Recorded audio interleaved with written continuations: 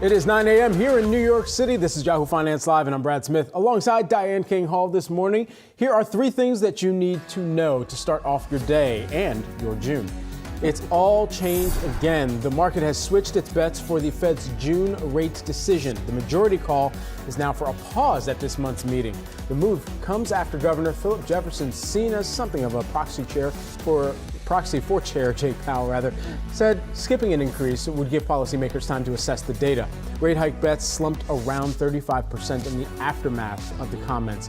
It comes as the Fed's latest beige book, a broad study of economic conditions, showed economic activity appearing to stall in recent weeks. Moving to the upper chamber, the bipartisan debt limit deal heads to the Senate. This is after passing the House 314 votes to 117. The legislation, touted as a victory by both President Biden and House Speaker Kevin McCarthy, aims to avoid a U.S. default, which could come as soon as June 5th. That's the dreaded X date. And McCarthy secured the votes of enough so-called hardliners to back the deal, though notably more Democrats supported it than Republicans. And the discretionary downturn continues. Macy's is the latest retailer to slash guidance on a choosier consumer, and it tracks with what we've been hearing from the likes of Walmart, Target, and Home Depot in recent weeks. The cut to its full-year outlook comes despite a beat on first quarter earnings. Revenue dropped to below $5 billion from the $5.35 billion a year ago. Shares continue this year's downward trend, slumping over 30% in 2023. All right, well, the framing of the Fed's plans are changing again. The market has switched bets for the Fed's June rate decision. The majority call is now for a pause at this month's meeting. The move comes after Governor Philip Jefferson, seen as something of a proxy for Chair Jerome Powell, said skipping an increase would give policymakers time to assess the data. Rate hike bets slumped around 35% in the aftermath of the comments. Joining us now, Lindsay Piegza, Stifel chief economist. Lindsay, keep me honest on your last name first. Did I get that right? You did. It's a tough one, Piegza. Good. Yes. All right. Thank you. All right. Let's get right into the Fed and kind of what we're looking at. We had some Fed speak come out yesterday. What is your expectation now from the Fed for this June meeting? We're kicking off day one of June. Well, to pause or not to pause, that is the question for the Fed, and it's very clear that the committee is not of one mind. We heard earlier from Fed officials like Bowman, Mester, suggesting that the Fed should not take a pause because the data at this point do not support a pullback or a temporary stay in policy. As inflation still remains quite elevated, the consumer remains resilient. But of course, we've juxtaposed that with what we've heard from Jefferson, from Harker, that suggest, well, maybe we take a step back, give the Fed time to assess earlier policy initiatives. Of course, monetary policy is assumed to come with some variable lag. But again, this is going to be a very fruitful conversation among Fed officials, particularly as we await those last data points before the June FOMC meeting. Right, and some of those data points continuing in the thread of the employment situation there. And so for a Fed that's continued to lean on how the labor market is holding steady right now, how long can they continue to kind of have that as their reasoning for either being hawkish or continuing to say, you know what, we're just going to move forward with that as kind of our backstop for the reasoning of our rate policy right now? Well, I think right now it's pretty easy for the Fed to justify further policy action because, to your point, not only is it seemingly met, or has the Fed, seemingly met their full employment mandate with a very tight labor market, but the other half of their dual mandate, stable prices, has not yet been met.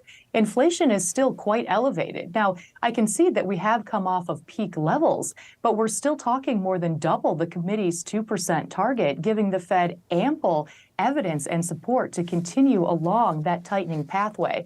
The question is, however, has earlier policy initiatives already done enough to tame inflation? And we're simply waiting. We're simply allowing that earlier policy metrics to filter down the pipeline. So this is part of the discussion. Should we allow that time to pause and assess as opposed to continue to tighten while assessing earlier impacts? Now, Lindsay, let's take this inflation subject out a little bit further. So headline CPI or headline inflation is below 5% now. So it has cooled some. Do you think based on that, again, we're talking about a Fed that's been data dependent. Do you think that gives credence to the case that the Fed would pause at this next meeting? I think the Fed has indicated a willingness to pause, and they still may do so. But I want to be clear, any decision to move to the sideline temporarily will be made in spite of the data. The data, particularly the inflation data, do not support a pause at this point. As I mentioned, both the headline and the core still more than double the Fed's 2% target. But even so, if we strip out some of these components and look at housing or the proxy for shelter that we use in the CPI, this is still at a peak level of over 8%. Or if we look at core services, excluding housing, which is a proxy for the wage price spiral, which the Fed fears the most, this is still extremely elevated, more than double the Fed's target level. So right now, the data still suggests further tightening is needed. And in fact, I would say that even those Fed officials that support a potential pause as early as later this month do suggest that further tightening will be needed after that temporary stay on hikes. Is there a magic number that you're looking for, Lindsay, when we do get the jobs report, the monthly report, and non-farm payrolls at least, a magic number perhaps that you're looking at to say that the Fed has no choice but to hike? I don't think it's quite that simple. And I don't think there's one data point that's going to make or break the Fed's decision. But I think when we look at the employment report in totality, the Fed's going to assess whether or not this supports the notion that we're still seeing ongoing tightness in the labor market, or if we're starting to see a breakdown of that tightness. So I think a headline number of 200,000, which the market is broadly anticipating, a minimal increase in the unemployment rate up to 3.5%, still marking a multi-decade low in terms of the jobless rate. This still very much supports the Fed's notion that they can check the box of full employment. All right, Lindsay is going to remain with us. Stick around, Lindsay, for this next conversation as well, as we got to pivot here and talk about shares of Macy's. Ticker symbol M here. They're slumping this morning after the company reported results that missed sales expectations. The retailer slashed its full-year outlook amid growing concerns about consumer health. CEO Jeff Gennette says that although they planned for a challenged consumer in their original 2023 outlook, weakening trends in March forced adjustments for the year ahead here. And we've been pouring into some of these data points this morning. And I mean, just really quickly about Macy's, I mean, they had issues across their brands, you know, whether we're talking about their namesake brand, their flagship brand being Macy's itself, or Bloomingdale's, which you would have thought that may have performed a little bit better. I mean, because, you know, we've talked a little bit about Nordstrom. We'll talk more later about Nordstrom. But no, they had weakness in both segments there, and even their beauty chain, Blue Mercury, you know. So the revenue was below $5 billion. So, you know, that was weaker than expected.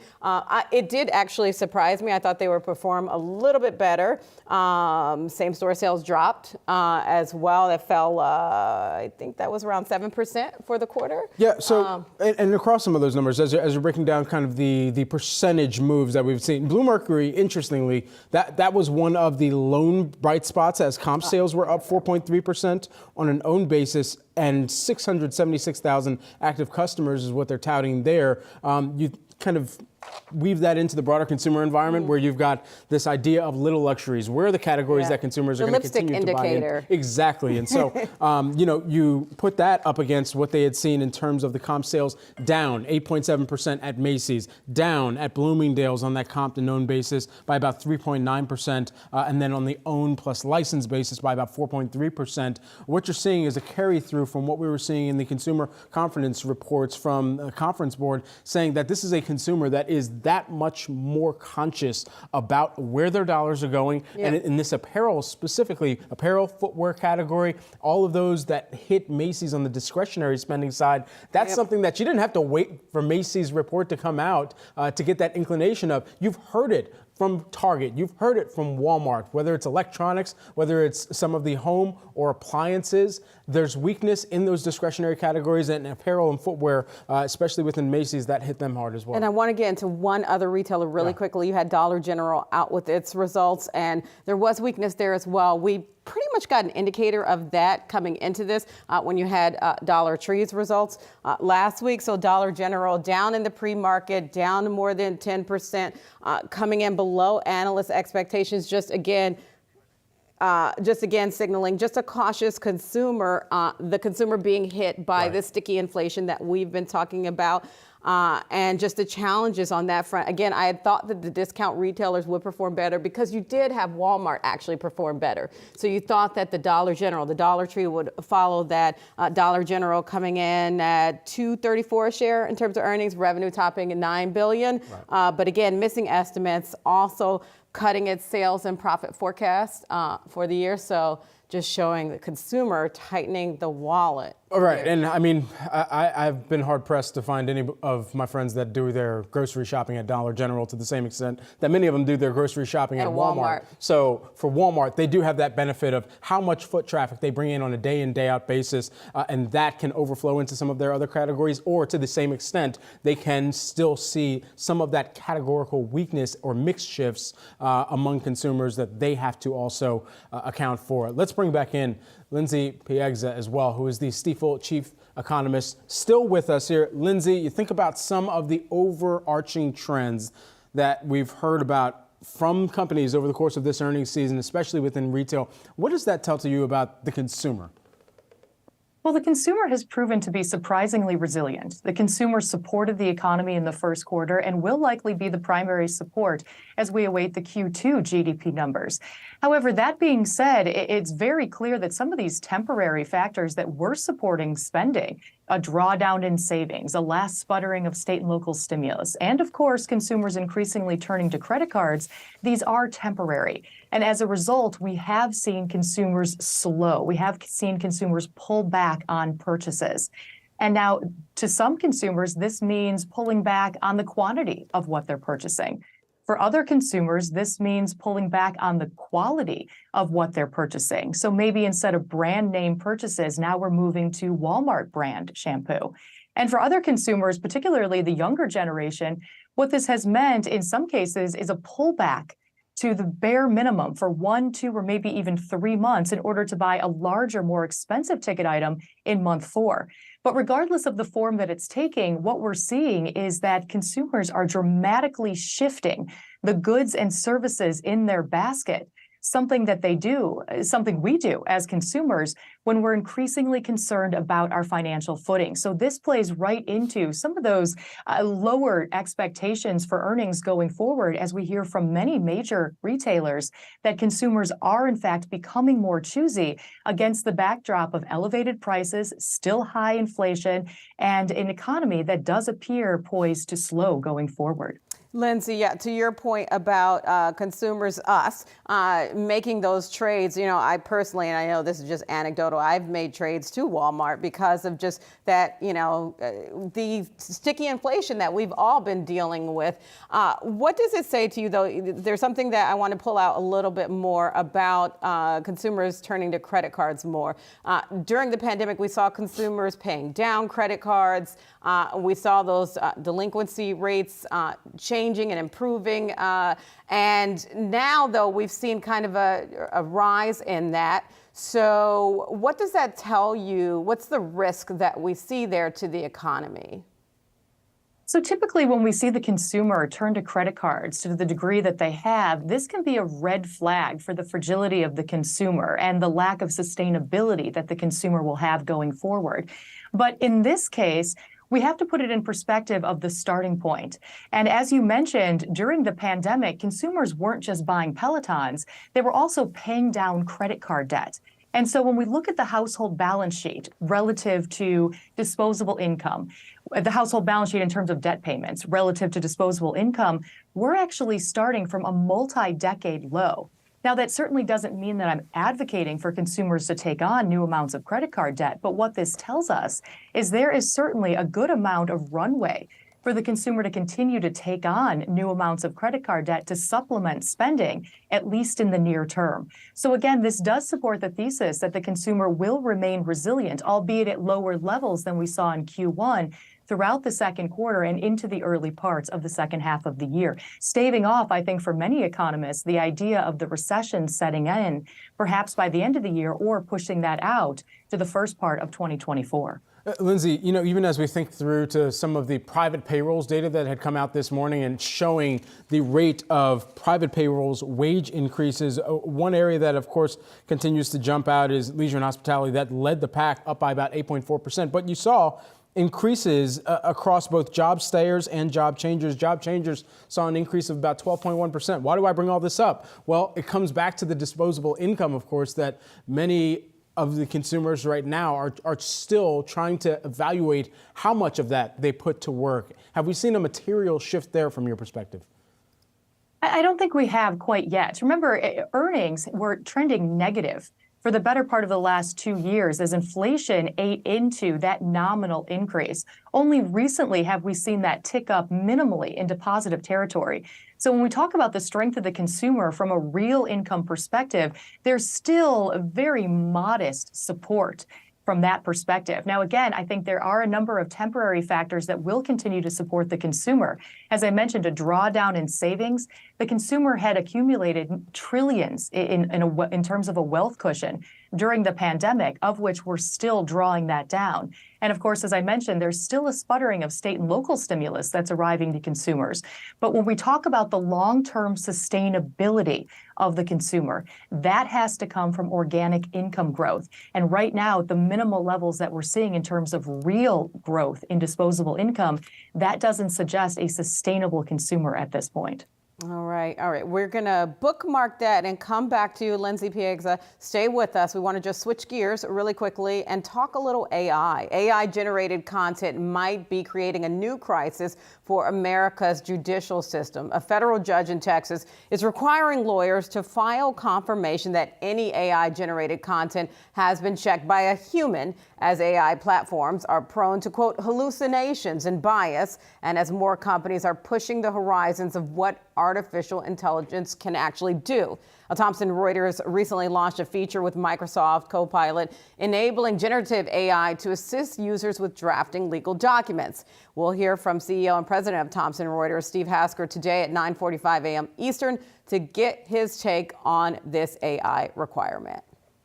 Well, investors are pulling back from the U.S. housing market, making 49% fewer home purchases in the first quarter than last year, according to new data from Redfin.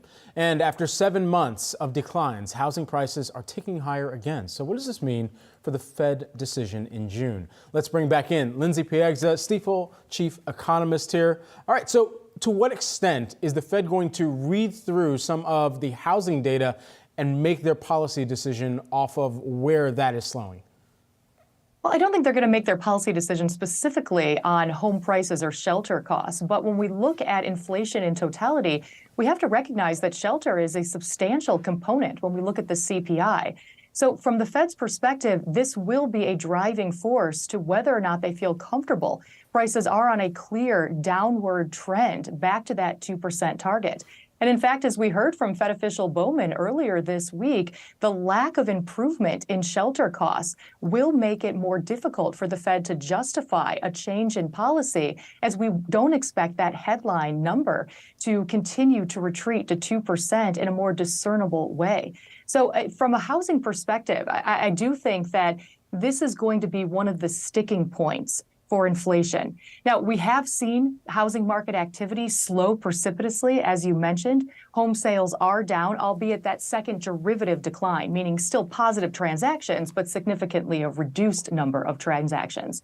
But even with demand off of peak levels and supply arguably off of the low, there still is a sizable gap in terms of the housing supply relative to that demand in the marketplace, suggesting that we will see somewhat of a floor provided to home prices. That's not to say we couldn't reverse course here and continue to see downward momentum, but an 07-08 housing market, this certainly is not. So from the Fed's perspective, when we talk about over 8% growth in terms of the shelter component in CPI, this is going to complicate the picture for June, particularly as that conversation among those supporting a pause comes into play against those that point to the shelter costs and say, we simply can't risk taking to the sidelines quite yet. But to your point, it's so funny that you talked about this is not an 07, 08, because I've wondered that, and there's been, sometimes conversation around that, particularly where we see the strong pricing power in parts of the country, particularly like you think of the Northeast, when you look at data coming out of the Northeast. Do prices need to come down more, or do they even have that potential to come down more within the housing market in certain regions, especially, again, in the Northeast?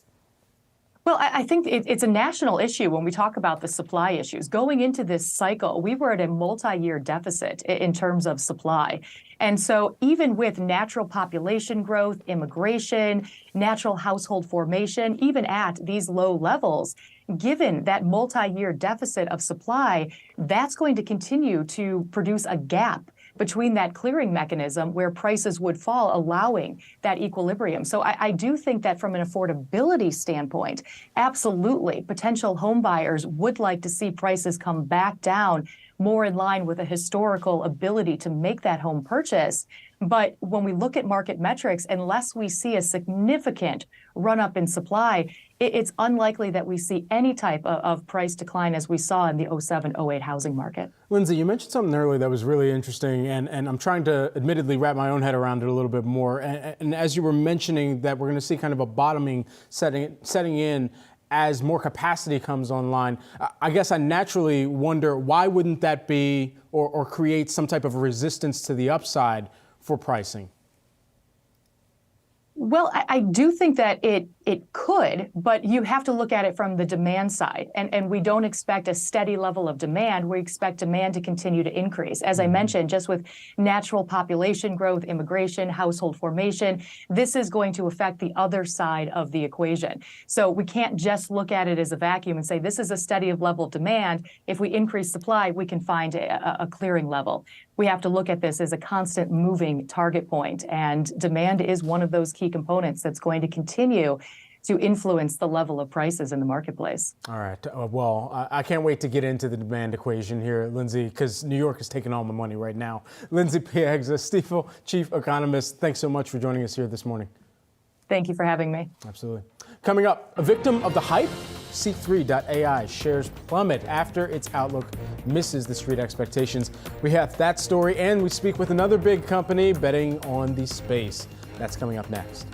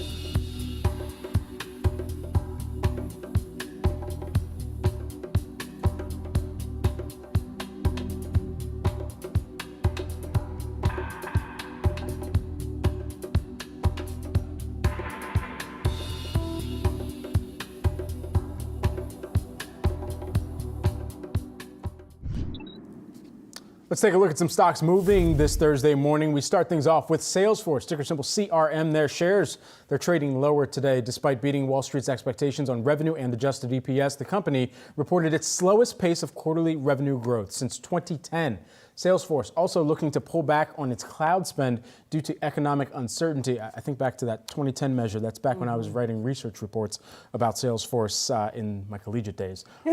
So you're taking us back there quite a bit here. If there are three themes that I really kind of looked through, both leading up to this report and coming out of it. Number one, deal scrutiny. The company continued to talk about that. Customers scrutinizing every deal, and they're seeing elongated deal cycles. We expected that. Also, continue to look out for what you hear around seat count compression. Anytime, and I used to work for one of the cloud solutions company competitors back in the day, and anytime you saw an economic downturn, and as I did when we were working there, or when I was working there, you were looking across how many of those core portfolio clients were lessening the amount of seats, or at least trimming the amount of seats that they needed necessary in terms of the license tier that they were signing up for. So that another thing. And then interestingly, you were also kind of waiting to see what they would say on AI, if anything. And they did. Of course. They said something about artificial intelligence CRM, which, I mean, for someone who also used to work within the Salesforce product back in my old marketing days,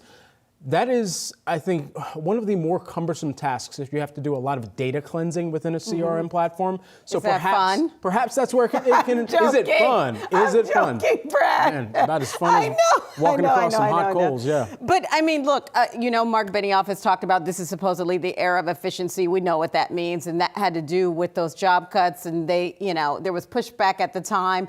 But again, one of the issues has been slowing sales for Salesforce, so they've been challenged by that. They also have the challenge of activist investors, and when you have activist investors kind of chattering around you, or that kind of activity around you, you have to show efficiency, to appease your investors, right? Absolutely. And for the activist campaigns that they've had to kind of tamp down against, and it's remarkable the amount of activist campaigns that initiated 2 quarters ago, I believe it was, and that's when the company really had to answer for it on that earnings call. This time, though, it seems even as they're trying to pivot the focus towards what AI can be in their platform and where within the kind of software and sales and all of the other different modules, it was interesting to hear about the number of clients that they're working with right now and the meetings where they're making multiple sales across modules. And so it gives you the inclination to say that the majority of the deals that they're able to net out are at least very comprehensive. It's just a matter of where that margin growth can come forward in the future,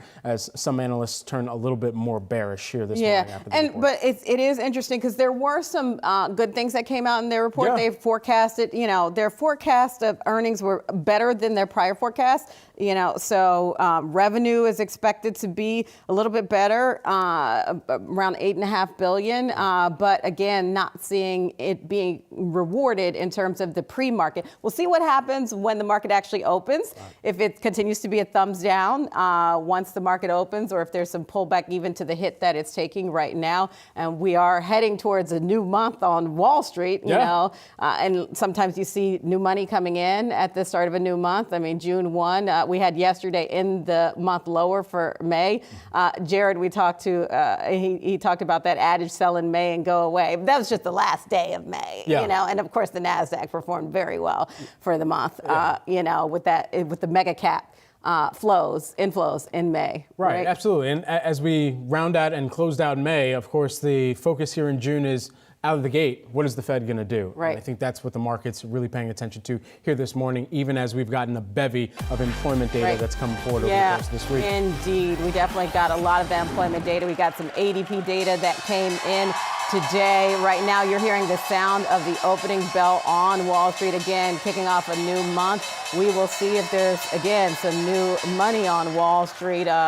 Just seconds into the trading day here.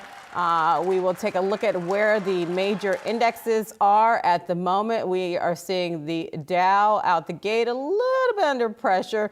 Nasdaq just a little above the flat line, so it's looking a little range bound. Excuse me, the S&P 500 a little bit above the flat line. Nasdaq as well, range bound at the moment as investors kind of pause, wait and see. Really, first up this week for Friday, the big jobs report.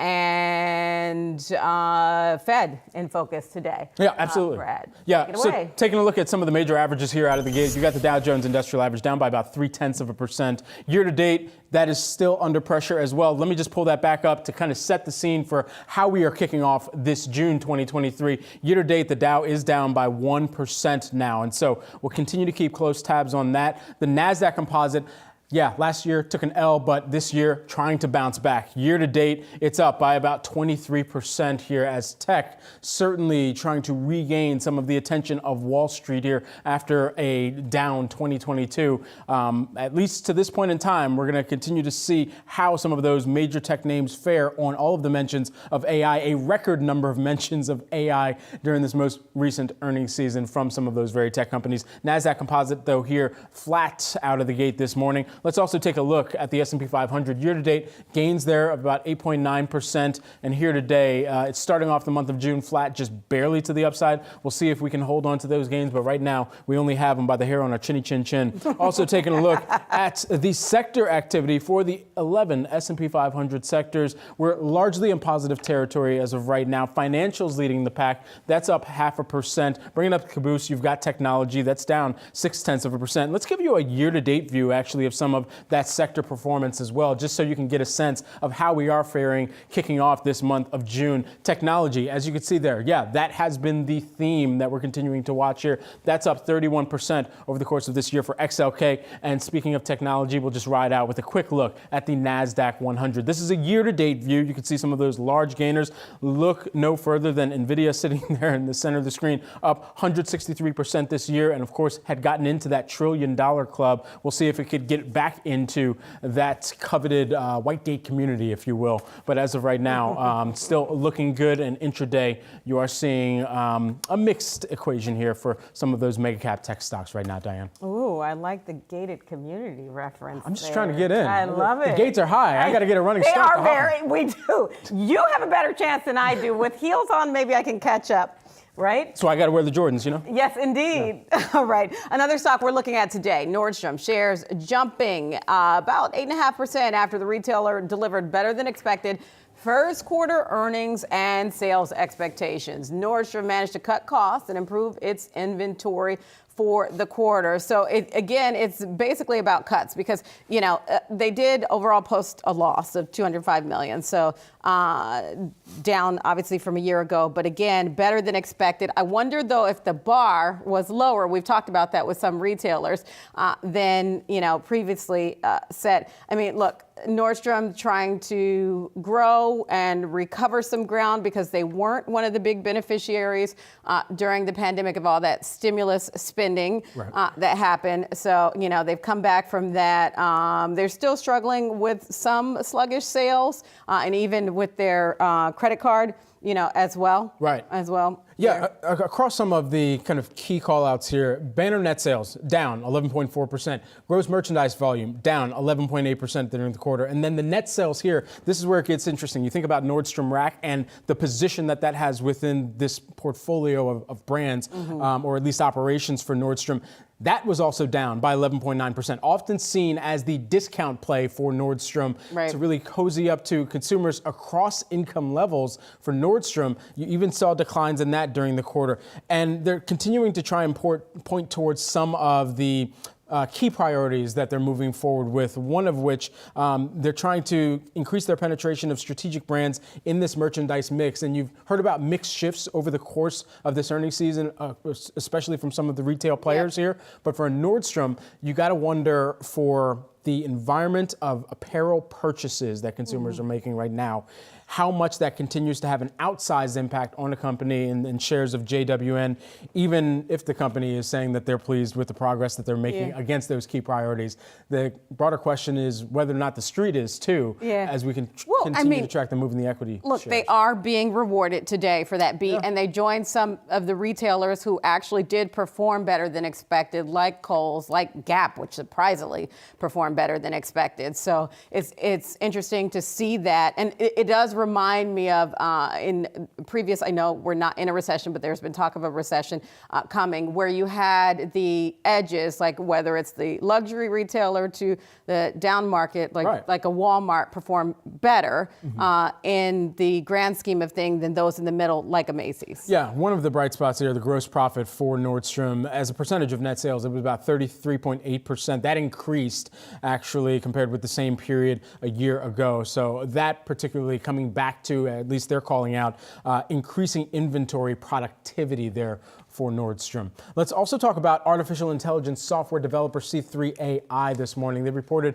their fourth quarter earnings after the bell Wednesday, and despite beating expectations on the top and bottom line, shares are plummeting after the company's full year revenue outlook came in shy of Wall Street estimates.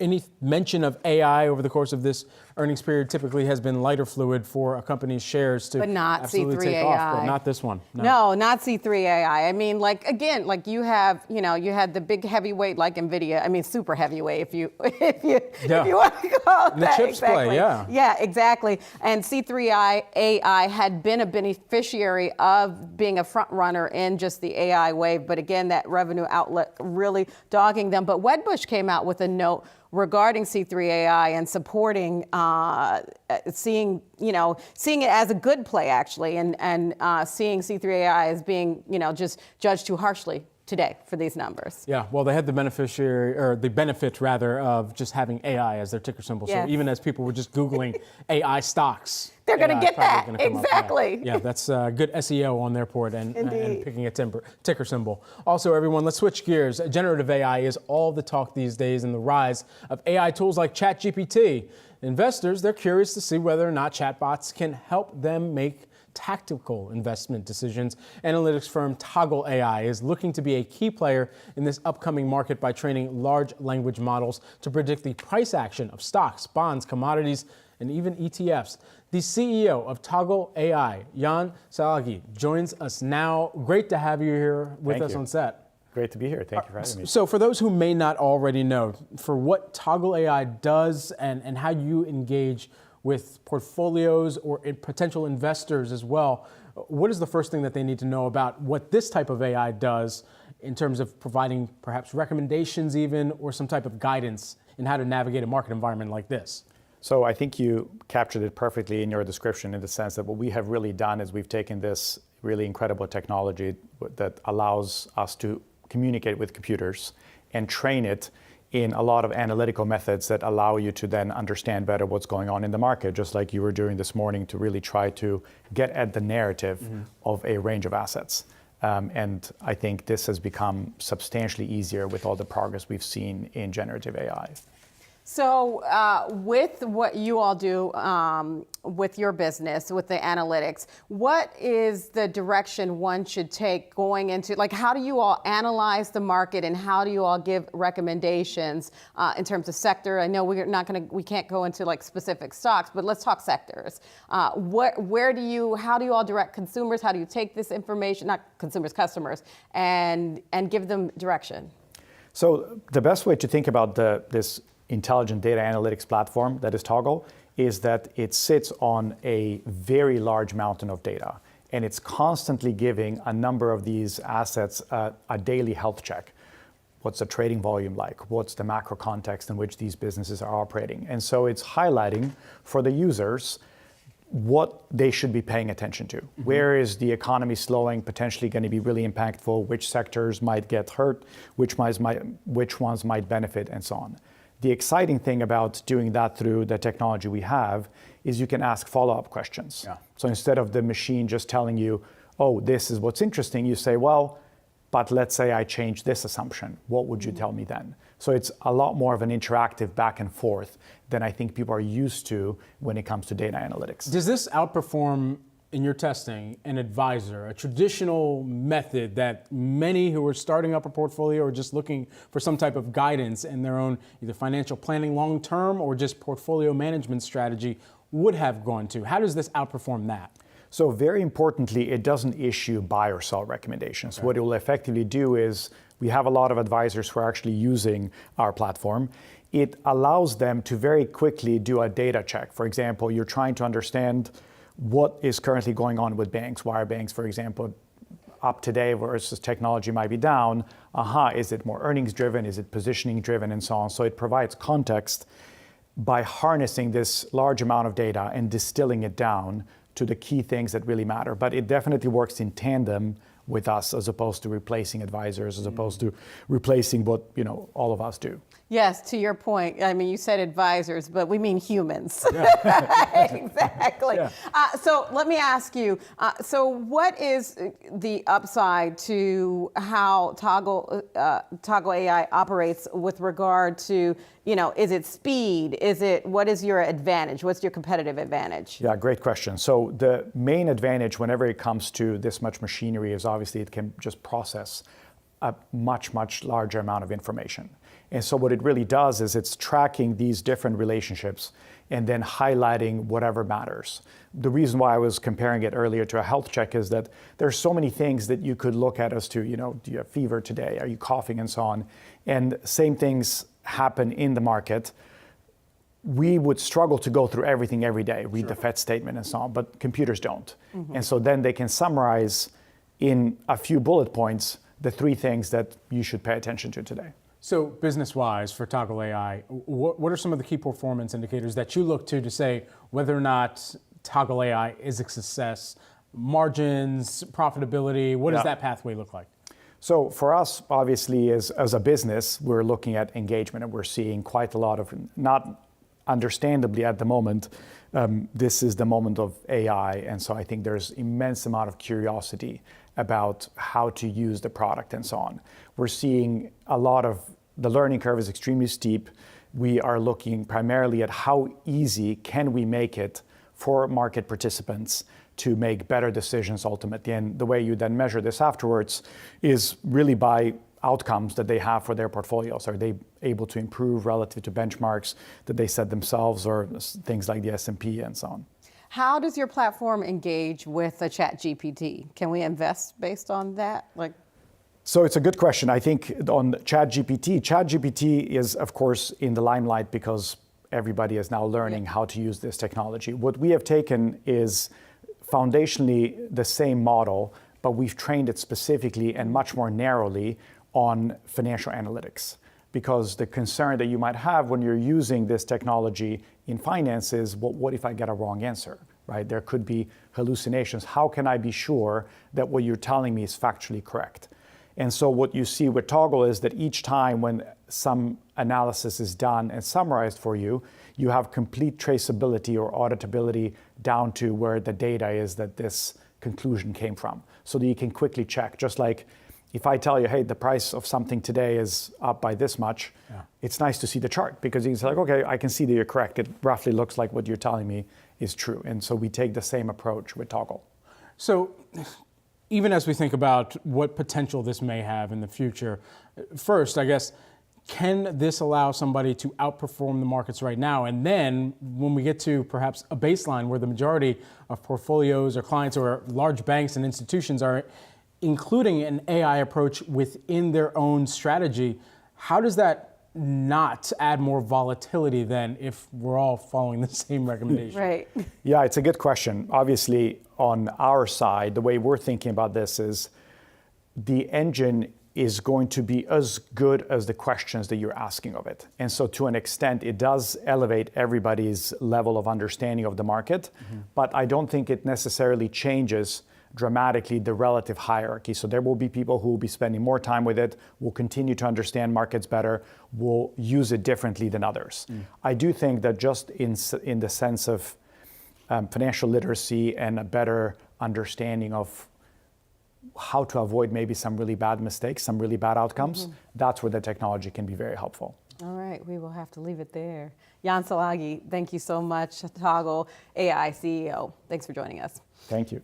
Coming up, going gangbusters. It's not just Warren Buffett. Apparently, just about everyone is piling into Japan's biggest market rally in years. Your morning brief explains why. That's next.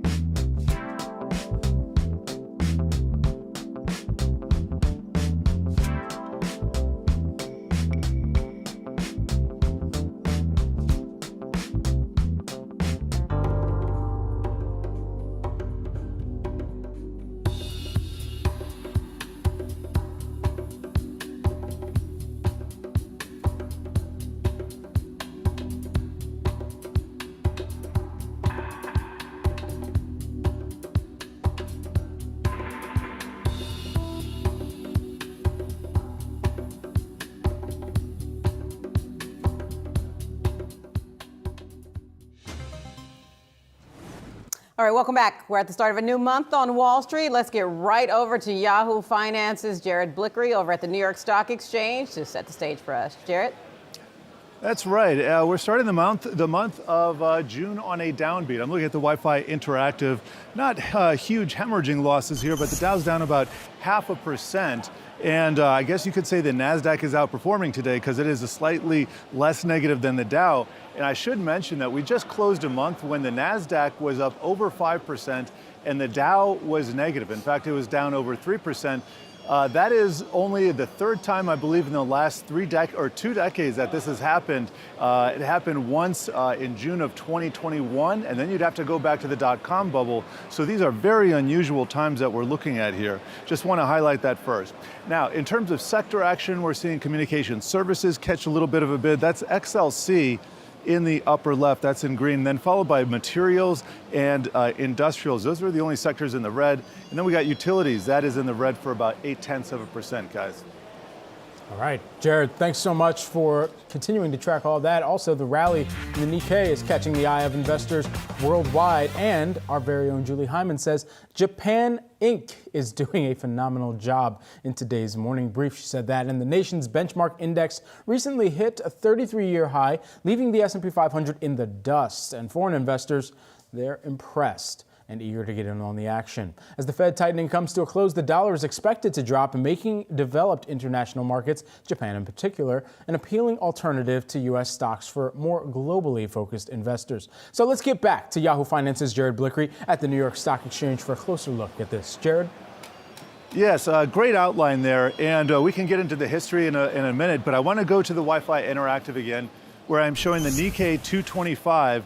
And this is an index that famously peaked in 1989. That was the all-time high, and it is dangerously close to eclipsing that today. Now you can see year to date it's up 20%. That is just shy of the Nasdaq's own performance of about 23%, but in fact it does trounce the S&P 500's performance. Now here is a max chart, and you can see here is that peak in 1989. That was a real estate bubble back then. Japan itself was in a bubble, and guess what? That was the last time we saw huge inflationary pressures in Japan. For all the talk about yield curve control, they've kind of gotten their eye off the ball a little bit. Markets have gotten away from them, but they have the highest inflation rate, and I think that's contributing to a lot of the mania and speculation in Japanese stocks. You throw in the fact that yes, they have curtailed a lot of the graft, a lot of the corruption since 2015, and that's been more embedded in their culture. But all in all, this has been a prime environment for the Japanese stocks to soar. And I just want to show a tale of two different markets here. That was Japan. Now I want to look on the Wi-Fi Interactive at Hong Kong, China, a totally different story. You take a look at the year to date. We were talking about headlines last week of the Hang Seng and dipping into bear market territory. You take a look at this three-year chart. It has been in a bear market for a number of years. So China, Japan, very much a dichotomy there, guys. All right. Thank you so much. Once again, Jared Blickery. All right. Meanwhile, a federal judge in Texas is requiring any AI-generated content filed by a lawyer that has to be checked by a human. His reasoning? AI platforms are prone to, quote, hallucinations and bias and make no oath to uphold the law. This, as a New York lawyer faces potential sanctions after a ChatGPT-generated brief he filed cited 6 bogus court cases. AI leaders have warned about the widely hyped but potentially harmful AI tech, calling for more regulation. Thomson Reuters recently launched a feature with Microsoft Copilot enabling generative AI to assist lawyers with drafting legal documents. The CEO and president of Thomson Reuters, Steve Hasker, joins us now. Steve, so let's get right into this. First, thank you so much for joining us. Thanks, Diane. Get right into this new business of yours. Tell us the plan for this. Yeah, so I mean, I think it's pretty obvious to everyone that lawyers work around documents. They're sort of central to a lawyer's professional life, and a lot of that activity occurs in Microsoft Word. So with that, we announced, or Microsoft announced with us last week at their Build conference, the idea that a lawyer can go into Microsoft Word and can use a large language model, so an AI model, to auto-generate the first version of a contract. But to the point you just made about making sure that the content is accurate and the importance of ensuring that the content is accurate, what we've basically done with Microsoft is allow our primary products and our expertise in content to run in the background of that content generation process. So automatically, Westlaw, Practical Law, and our DocIntel software runs checks on the content that's produced by that model and allows an attorney to, in real time, make the edits and ensure that that draft contract is perfectly accurate and ready for prime time.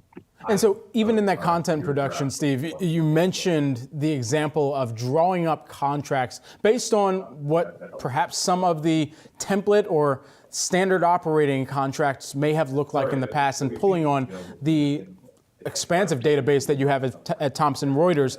But are there other areas of law practices where you would advise clients to say, you know what, this might not be as applicable, or this might take you more time to go through and make sure that it's actually putting together, that the AI tool is putting together the correct usage and kind of legal terminology and pulling in the direct references that are actually appropriate for what is being looked to be produced and churned out? Yeah, look, absolutely, Brad. In our view, there are very few legal tasks, whether it's a litigation matter or a transaction. There are very few legal tasks where an attorney can rely entirely on an AI model to produce a piece of content. It needs to be checked. It needs to be checked against the federal law, the state-by-state laws, and the terminology needs to be best practice. And that's where our software and our content and expertise can be overlaid on the content that's produced by a generative AI model to great effect and to ensure the accuracy that's needed. So what does that mean in terms of now the jobs that you think about and consider for the number of people that are going to be infusing this within their operation? How does this change the role or the job task that a lot of law firms might have to kind of reconsider there? Well, the Copilot partnership that we announced with Microsoft last week, I think enables a lawyer to do in seconds what previously may have taken hours to do. And so you may say, well, that's going to reduce the number of paralegals or the number of junior attorneys that are required. But I think if you take a step back from the legal profession, particularly through the pandemic and over the last couple of years, there's a growing sentiment from young lawyers that they don't like the grind work. They don't want to do the sort of hours and hours. Nobody does, Steve. Menial. It takes a lot. Well, I'm with them. And so I think our view of this is it will enable lawyers, no matter what their tenure, to get to the fun stuff, to get to the more interesting problem solving, to get to the work that adds value to their clients. And we think that's a really healthy step forward for the profession. Steve, they may not like the grind, but they do still have to bill the hours. I mean, that would certainly reduce the billable hours, which I guess clients would be a fan of. I don't know if the firms would be as much of a fan of that. And I do wonder, I know that you said, the question that had popped in my mind was, does this kill paralegal jobs? I guess it sounds like they would still be a part of the equation. I think they will. I mean, there's always going to be a role for the expert to weigh in and edit and to correct and to apply judgment, to apply nuance. And so I think we're very comfortable that will continue to be required in the profession. All right, and Steve, one more question that's just in terms of this as a part of your business. Now, I'm a Reuters alum. I worked there back in between 06 and 09, actually, when it was Reuters, and then it became Thomson Reuters. How big a part of your business is this going to be? So our legal practice, so we have sort of three professionals that we serve. We serve lawyers, we serve tax and accounting professionals, and we serve risk and compliance professionals. And in addition to that, we're the world's largest news agency, of which you're an alum. And so our legal practice is about 40 to 45% of our business. And we think that the combination of our unique content, 4,500 AI and data science specialists with about 1,700 attorney editors and lawyers, I think it's a very powerful combination to put that expertise and content together with generative AI basically to help improve the profession, the legal profession, and in turn, tax and accounting and risk and compliance. Huge partnership between you and Microsoft. Steve, thanks so much for taking the time here today. We'll see how this continues to improve productivity with the additive of AI. CEO and president of Thomson Reuters, Steve Hasker, thanks for taking the time. Thanks, Brad. Thanks, Diane. You got it. Guys, coming up, from job openings to inflation, what is all this data telling us about the state of the economy? We'll speak with an economist from Wells Fargo coming up next.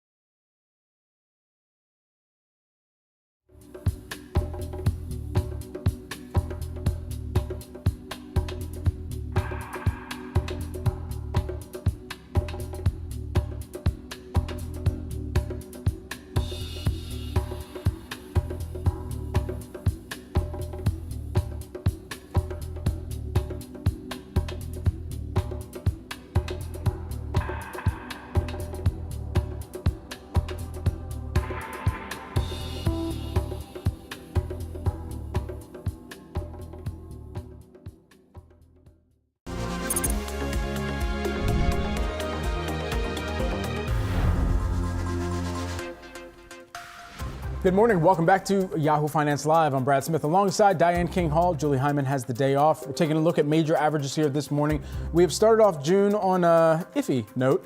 Dow and the S&P 500, you're seeing those in negative territory right now. The Dow down by about 0.5% on a percentage basis. The Nasdaq Composite, that is holding on to gains, though, right now by about 0.1%.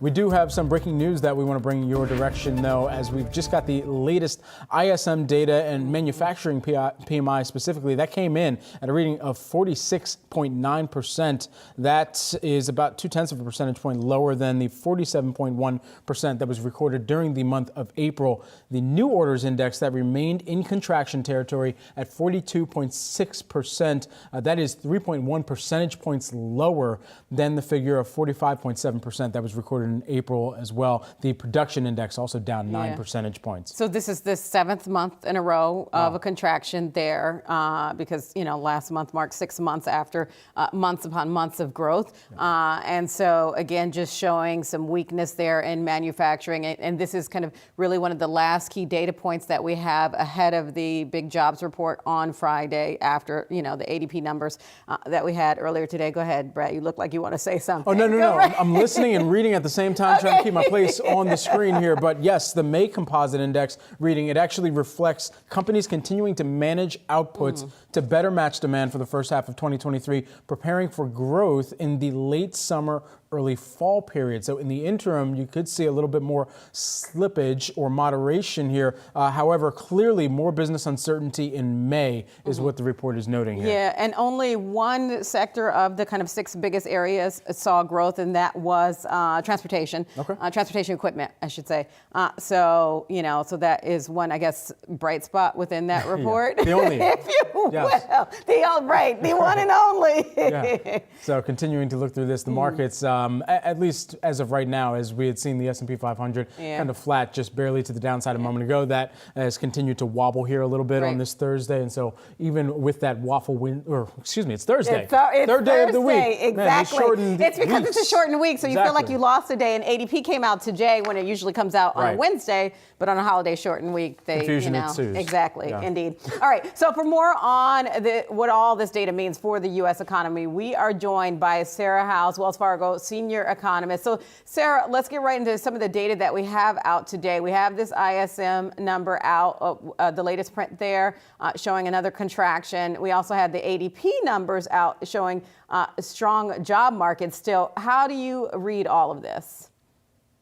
Yeah, so I think if you look at the details of the ISM, one thing that jumped out was that employment still remains positive. So I think that fits with the strength that we're seeing, not only out of the ADP numbers this morning, but also out of the jobless claims numbers, where we continue to see a pretty low level of layoffs and no clear uptrend in the past few months in terms of those layoff numbers. But I think we continue to see a split between different segments of the economy. So manufacturing, I think, is clearly reeling more, just given it's more interest rate sensitive. And I think also given that, just given the nature of the pandemic, that was an area that did very well. And so we're kind of seeing some normalization there too, in addition to those interest rates hurting CapEx plans. You mentioned manufacturing. One of the interesting nuggets within this manufacturing PMI report for the month of May is that even in the demand environment right now, the backlog of orders index, Sarah, that dropped to a level not seen since the Great Recession. What does that tell you right now about kind of the broader near-term environment versus where the expectation is for demand to re-ensue? This report is calling out late summer, early fall period. Yeah, so I think what we're seeing is some of the froth and excesses worked off. So I think that's been one of the reasons why it's been difficult to pinpoint exactly when the Fed's tightening is going to take effect and really have a meaningful slowdown on the economy, is because, not only did households have a lot of excess savings, but businesses had a lot of backlogs to work through. But I think as we're seeing those decline, I think that does throw a cautionary note over what can happen to the jobs market ahead. So still very strong right now, but if businesses are working through those backlogs and we see broader demand continue to slow, then I think that spells trouble for the labor market actually as we move further into this year. And you mentioned the Fed's recent tightening plans. There have been more calls or more expectations now for a pause at the June meeting. What do you think this data signals to the Fed, to a very data-dependent Fed?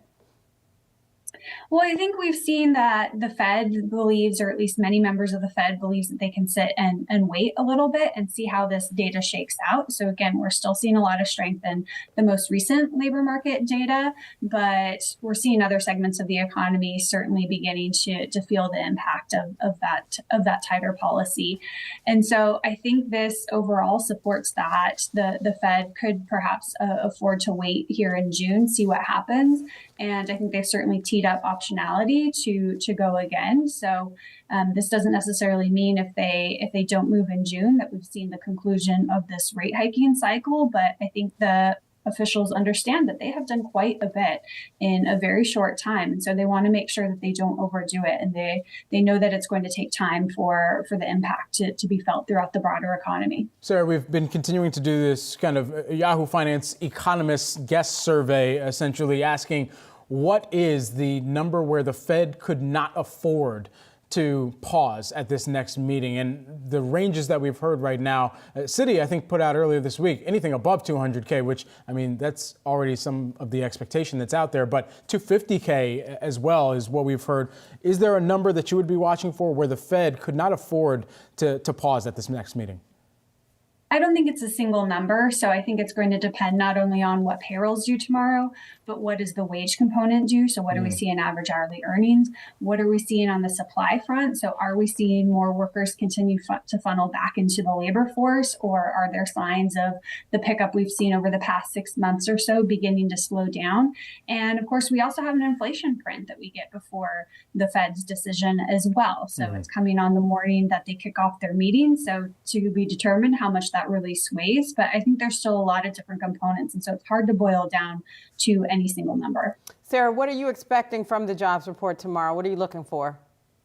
Yeah, so we're looking for a continued moderation in the pace of job gains, but still overall pretty robust hiring. So we're looking for an increase of 200,000. So still very strong when you put it in the context of population and labor supply growth. So it's estimated that we probably need less than 100,000 jobs per month just to keep the unemployment rate steady. So that would still keep the labor market very tight. But I think it would signal that we are seeing the jobs market cool. So it's not collapsing by any means, but we are starting to see some softness creep back in. So not just in terms of the hiring numbers, but we've started to see, I think, some glimmers of that in the wage numbers. We saw that in terms of the JOLTS numbers earlier this week with the quits coming down. So I think if you look across a range of job market measures, we are seeing the labor market begin to cool, but it's at a pretty gradual rate still. All right, we'll see if Fed Chair Jay Powell perhaps sees that inflation print the morning that the meeting starts and changes his tie as a signal of what could be his mood ring going into that meeting. Sarah House, a Wells Fargo senior economist, thanks so much for joining us here this morning, breaking down all things economic data and what the Fed may or may not do. We appreciate it. Thanks. Thanks. Let's take a look at one trending ticker that we're watching today. Shares of Lucid plunging after announcing it will raise $3 billion through a new equity offering, with most coming from a Saudi fund that owns about 60% of the EV maker. Lucid says the majority of the influx will be used for general corporate purposes. Shares of Lucid are down over 60% in the last year. Coming up, President Biden and the House Speaker both herald their debt ceiling deal. But as it heads to the Senate, what are the real-world impacts of the legislation? We discuss that on the other side.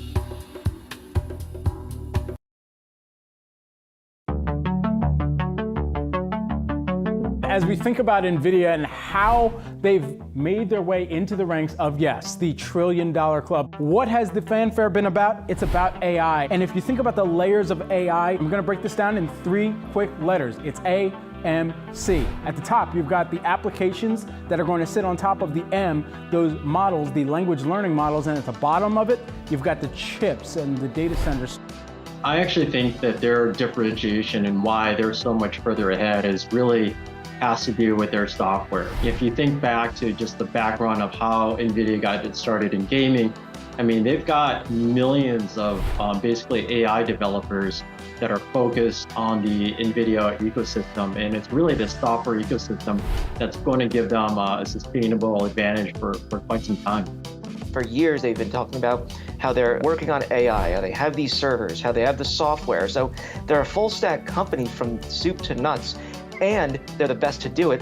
And their products are in short supply. So people are really fighting over how to get their chips at this moment. We're not talking about small firms either. We're talking about the likes of Microsoft, Google, Meta. They're all trying to get their hands on NVIDIA's servers and chips. And so NVIDIA really is riding this hype train, and they're the conductor.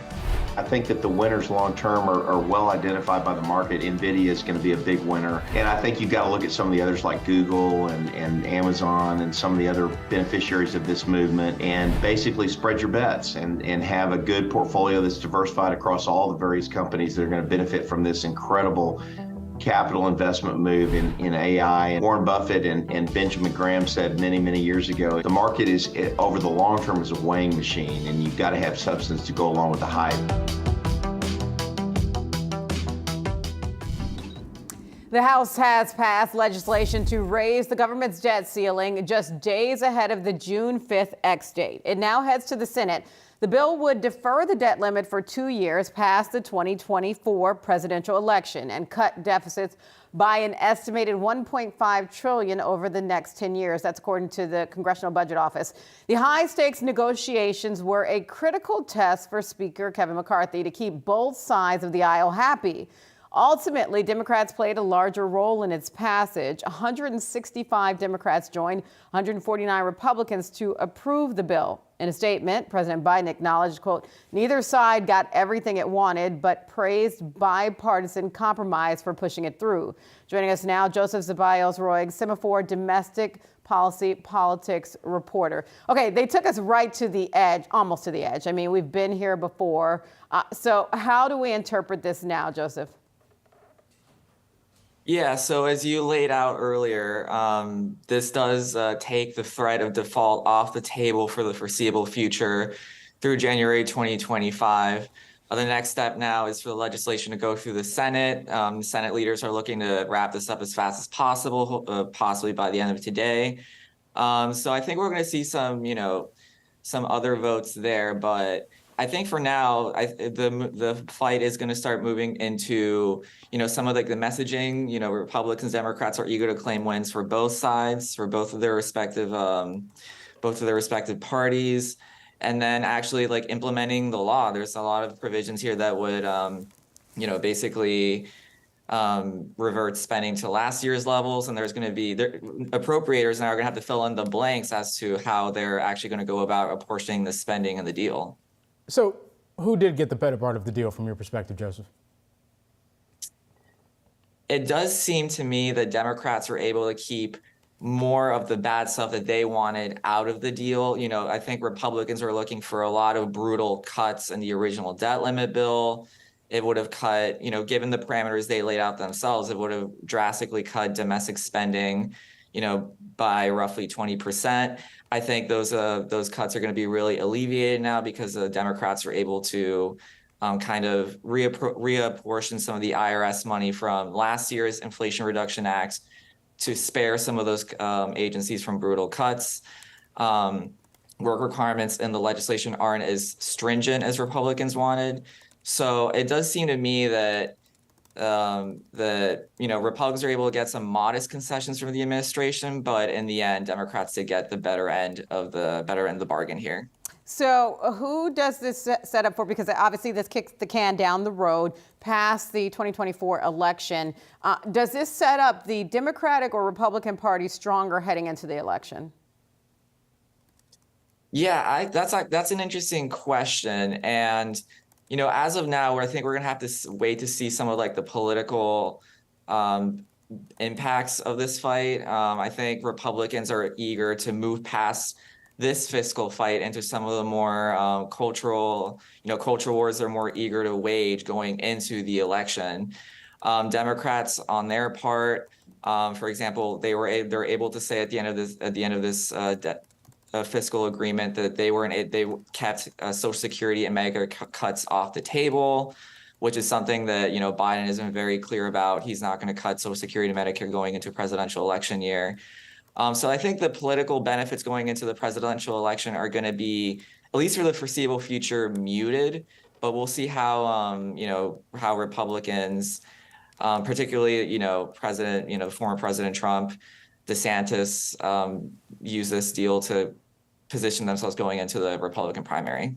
And so, even as we continue to monitor what the market reaction had been to all of the talk, and for days, for weeks, we were discussing and monitoring, okay, this is moving forward. Now this is moving forward, and they're finally going to have a meeting. Great, awesome.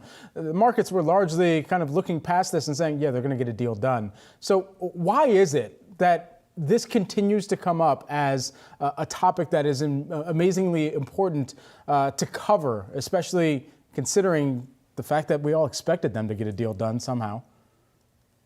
I was actually thinking about that this morning, how Wall Street had always basically was banking on a deal to happen, which is why I didn't see none of the market chaos that, was a feature of the 2011 debt ceiling fight. I think that the debt ceiling issue is going to continue to be an issue here in Washington simply because, I think Republicans see a benefit of leveraging it, particularly under Democratic presidents, to extract policy concessions from, a Democratic administration. And on the Democratic side, I still picked up a lot of unease over actually scrapping the debt limit. They could have done it themselves when they had control of Congress and the White House. But as Senate Majority Leader Chuck Schumer said yesterday, they did not have the votes to do that through a process called reconciliation. So that basically guarantees that the debt ceiling will be a feature of Washington political and economic life for many years to come. And even the White House, even before the negotiations really kicked into high gear, they were entertaining the 14th Amendment to declare the debt ceiling unconstitutional. But there was still unease within the administration to go that route. So again, Republicans see a benefit to leveraging this for concessions. Democrats are uneasy with getting rid of it. So there is those kind of like lines basically are going to ensure that this stays with us for the foreseeable future, the debt limit. Joseph Ceballos-Roy, a Semaphore domestic politics reporter. Thanks so much for taking the time here with us today. Appreciate it. Thanks for having me on. Absolutely.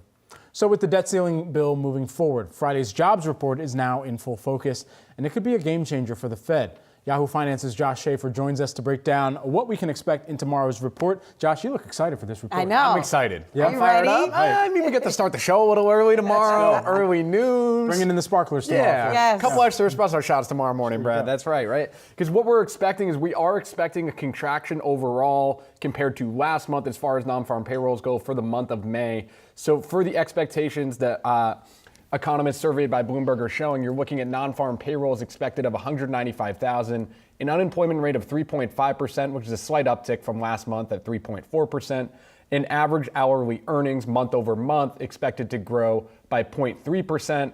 Again, that would be lower than the average hourly earnings growth we saw last month. So the key here is overall what people are expecting is a little bit of a slowdown. Mm-hmm. Now we should note, we have another graph ready that shows that pretty much always over the last year, actually definitely always over the last year for 13 months now, it has beat expectations. Beat expectations. Yes, that's what I was going to say. The jobs report has beat expectations. It's like the job market has been hot. I mean, That's been one of the economic data points that continues to outperform and has been surprisingly resilient and has helped us to have a resilient consumer. You also had the ADP data out today, which was better than expected. And in in previous years. I mean, it's been less correlated recently, but it used to kind of set the tone, and you would look to it for cues to the jobs report out Friday, and that was surprisingly resilient. What was it, 278,000 private sector jobs? So personally, I'm expecting a beat now. Right. Well, the trend of a beat is also interesting given sort of the number. I know you guys have been polling those economists, right, and asking them what the key number is, but some people have said 200,000. Yeah. So if you're anticipating a beat at 195, you mentioned that at the start of the week, 200,000. Citi had Is that your circled number? 200,000. But if you get above that number, that was Citi's number for then saying we expect a Fed rate hike. Yeah. That's not that far above 195,000. Right. Now we should know the CME Fed Watch tool that we love to take a look at for those Fed projections is no longer pricing in a hike in June, which is interesting. That comes from after the dovish Fed commentary we had yesterday.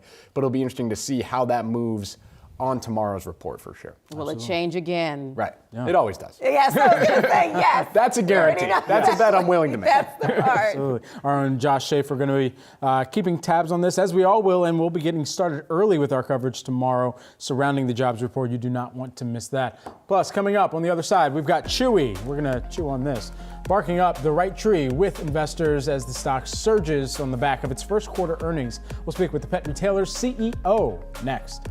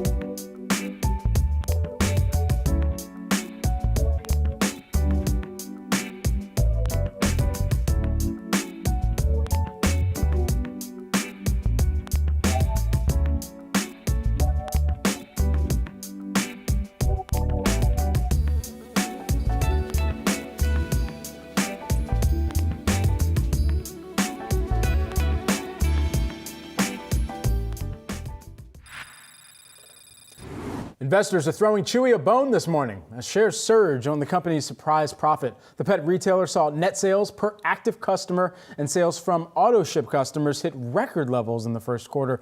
Chewy CEO Sumit Singh joins us now alongside Yahoo Finance's executive editor Brian Sazi. Great to have you here with us. You got to take us into some of the dare I say, catalysts for the quarter here, Sumit, and what really jumped out to you that drove some of this performance? Nice to see you guys. Thank you for having me here. What you're seeing is it's a proof point. Pet remains resilient. That's one. And B, Chewy's value proposition continues to resonate loudly. Customer engagement was super strong this quarter, which we were obviously pleased to see. And I think underneath of that, you're seeing a couple of different trends pick up, right? Supply chains have never been better. Our pricing is as sharp and competitive as ever. Our delivery convenience and the way that we approach customers on personalized service, that bar has never been higher. So when you combine all of that, and provide customers this platform that they can engage with, it just drives massive levels of engagement. So we saw that come through in our auto ship levels, where both active customer engagement is up, but also NSPAC for auto ship was up. And then generally speaking, customers engaging with us to build bigger baskets during Q1 was all a prevalent trend. So we were happy to kind of deliver the growth that we did. Sumit, Brian here. Really interesting quarter from you guys. It was, I would say, a different tone compared to when we talked to you a couple months ago. So that's that. Also a different tone compared to one of your largest competitors in Petco. So good quarter by Chewy. Is it just a good start to tick season for you? I mean, do you see what you posted here in the most recent quarter as sustainable? Brian, we raised guidance for our rest of the year, both on top line and on bottom line. So we clearly, are bullish on the momentum that is playing through from Q1 forward. The macro remains evolving, but at the same time, the strengths that we're projecting, we believe, are fundamental and structurally built into the platform. Because customers, if you look at our customer trend, our gross ads continue to run ahead of pre-pandemic, and then we saw a steady waning of the attrition from the large cohorts. And so what you're seeing is a steadying customer base, and customers who are on the platform are engaging much more robustly. And so, flea and tick did provide a boost for sure. It was an early start to the season, and we were ready, both with supply as well as a high bar of customer experience, which translated well for conversion on the platform. But overall, the growth inputs are very much in line with our expectation. Hi, Sumit. Diane here. I want to jump in this conversation. Obviously, you talk about the flea and tick season, so that helps give a lift. But one thing that we've seen with a lot of retailers is some cutbacks in discretionary, like, say, for instance, toys. Did you notice any impact in that segment? Yeah, nice to see you, Diane. So when you look at our revenue composition, here's what's interesting. Nearly 85% of our revenue was driven by recurring non-discretionary categories such as consumables and health, where engagement remained super strong. On hard goods, what you have to remember is hard goods is governed by a few different types of inputs. So pet household formation remains kind of flattish right now. And on the back of that, we're not seeing customers participate with categories such as crates or refresh categories such as beds. But when you consider replenishable hard goods, the toys as an example that you provided, or poop bags, or leashes and collars, I mean, these are seeing relatively high levels of engagement, and they're boosted by our ability to build baskets on the platform. And so Q1 was a net composition outcome of these type of activities that we delivered for consumers. Hopefully that provides some context. This is a key moment for Chewy, Sumit. You are now launching in Canada, so you disclosed that on the earnings call. Does that market know who Chewy is?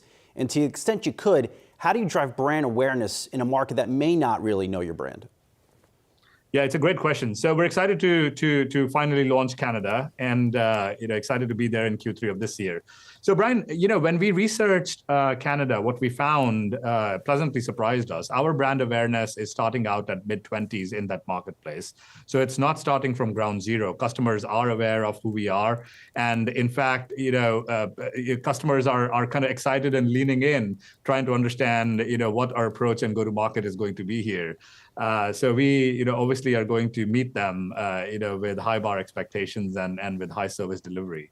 Overall, I believe we understand consumers' desire to seek maximized value and also to be treated with utmost, care, which, are kind of two pillars of our go-to-market. And alongside that, we will take advantage of the platform so that we're not building from zero, but we clearly have some work cut out for us here. A year from this launch, where do you see that brand in terms of sales in Canada? And do you need to see success there before you try piloting in other international markets? Yeah, so when we choose markets, we've been careful about understanding customer needs and working backwards from that to ensure that our value proposition resonates loudly. And that input alignment is important to ultimately earn customer trust, which then leads to loyalty, that then leads to kind of revenue generation per se, and it amplifies as you move along. We believe we can achieve similar or higher levels of share capture in Canada as we've done in the United States. We also believe, having played through the US for the last 10, 12 years, we have a playbook that we understand well, right? Entering a market, the base core business first, kind of creating scale, health categories, then kind of substituting next to it. So it allows us to really, responsibly grow in a market and not chase kind of low dilutive growth per se. So we're excited about that. And, anytime you enter a strategic project like an international market, it requires a multi-year effort. But what we're confident of is our ability to win in this particular marketplace. No doubt it's going to be a lot of hard work. And at the same time, we're not expecting this to take us away from our long-term commitments on cost or CapEx targets. Even as you think about regardless of the market that you are in, kind of more broadly for Chewy's sake, the demand elasticity that you're seeing right now, how much of that do you believe is going to need to be driven by additional promotions, marketing, spends on that side of the business? Yeah, so Brad, good question. So promo intensity was up on a year-over-year basis. So relative to last Q1, this Q1 was up. And we had forecasted as much, given that supply chains, as I mentioned, were much improved state coming into 2023. And so the market does have some ability to absorb incremental promotions. And so promos were high. Flea and Tick early start also helped with higher promos in the marketplace. At the same time, they were lower in intensity than we would have anticipated, which is obviously a great data point to observe. And Q2 so far isn't looking much different. So I think consumers are appropriately engaging. They are seeking value. Our platform, such as AutoShip, delivers tremendous value. And so the flywheel impact is pretty clear and observant, when we go to market with consumers in that particular fashion. And then as you back out some of those promotions over time, how do you look to perhaps eliminate some of the churn off? Because the consumer will have become they will have expected some of those promotions, or at least bake that in to the relationship with the company. And so how do you kind of look out and forecast into the future that even as you kind of take some of those promotions off the table, that you're still going to see the same type of buying activity? Excellent point. So that's why we are not actively engaging with direct or discretionary promos, right? Our strategy is to engage you with basket building efforts and transition you into becoming a loyal AutoShip customer, which then earns you recurring 5% discount on an ongoing basis. It allows you access to our large and growing vet network, our telehealth service. And so it gives you all of these benefits that you would expect in a high bar loyalty program without really being propense to promotions to drive repeat purchase. And so our thinking on promos is very different than driving transactional promos because of the point that you exactly mentioned. We don't want this to be brand dilutive. We don't want this to be, a medicine that we can't wean customers off of per se. And to your point about consumers seeking value, you have some consumers who turn to a place like Amazon. It's seen as one-stop shopping. How do you continue to maintain leadership advantage over a competitor like that? Yeah, so then, pet is a category that is highly emotive. And here in this category, it's the only category outside of kids where customers refer to themselves as pet parents. What that tells you is that, the basics of competing around offering competitive pricing, around offering choice and offering convenience are ones that you have to win in. And we do a wonderful job, remaining kind of, on par or advantage relative to those basics. And at the same time, our philosophy of, delivering surprise and delight, personalized service to consumers that allows them to kind of form this close bond with us so that they can actually transition their share of wallet. A fact in pet remains that for the first several quarters, customers cross-shop various retailers. what you observe at Chewy is consistently over the past years, customers over time, over several quarters, end up transitioning their entire share of wallet over to a Chewy platform. And it's that recurring ecosystem of personalized delivery that really amplifies the flywheel for us. And so, we've continued to innovate and continue to deliver a high bar value proposition, and that's what customers expect. Sumit, I was just looking at those puppy photos we were just rolling on the side of the screen. I can't help but to think, Fido's experience will be changed by generative AI in some capacity. I mean, are you investing in AI? I mean, how's it going to change how I shop for those puppy bones for that Fido on the screen? I love that question. Brian, AI is, first of all, we're not net new to the field itself. Over the last 3 years at least, you've heard me talk about our supply chain transformation, how we've, taken, when a company goes from $2 billion just a few years ago exiting 2017 to, $10 billion exiting 22, you have to almost redefine and redesign your platforms, your supply chains, the way that you connect with customers, the way that you deliver service. And so we have continued to lean behind, machine learning across various areas of our supply chain, fulfillment, operations, marketing science, e-com science, et cetera. And with this new evolution of generative AI, it provides us even more opportunity to capitalize on the base that we've set over the last 3 years. So, we are currently inside the company devising, specific plans on how we sort of improve in these areas where we're already delivering kind of transformation per se, and we're excited about what the future will bring. So whether it's search or discovery, or whether it's engaging with pet parents on content, all the way back to further improving our supply chain positions, I think every use case can be a valid one here. Oh, wow. We love this conversation. Our thanks to Chewy CEO Sumit Singh, alongside Yahoo Finance's executive editor, Brian Sazi. Also love those pictures we had of Fido as well. Thank you so much, Sumit. Here. All right. Great to be here. Thank you. Coming up, Intuit CEO Sazan Goodarzi has a lot to say about the IRS's plan to build a free online tax filing system. We'll tell you what he said on the other side of the break.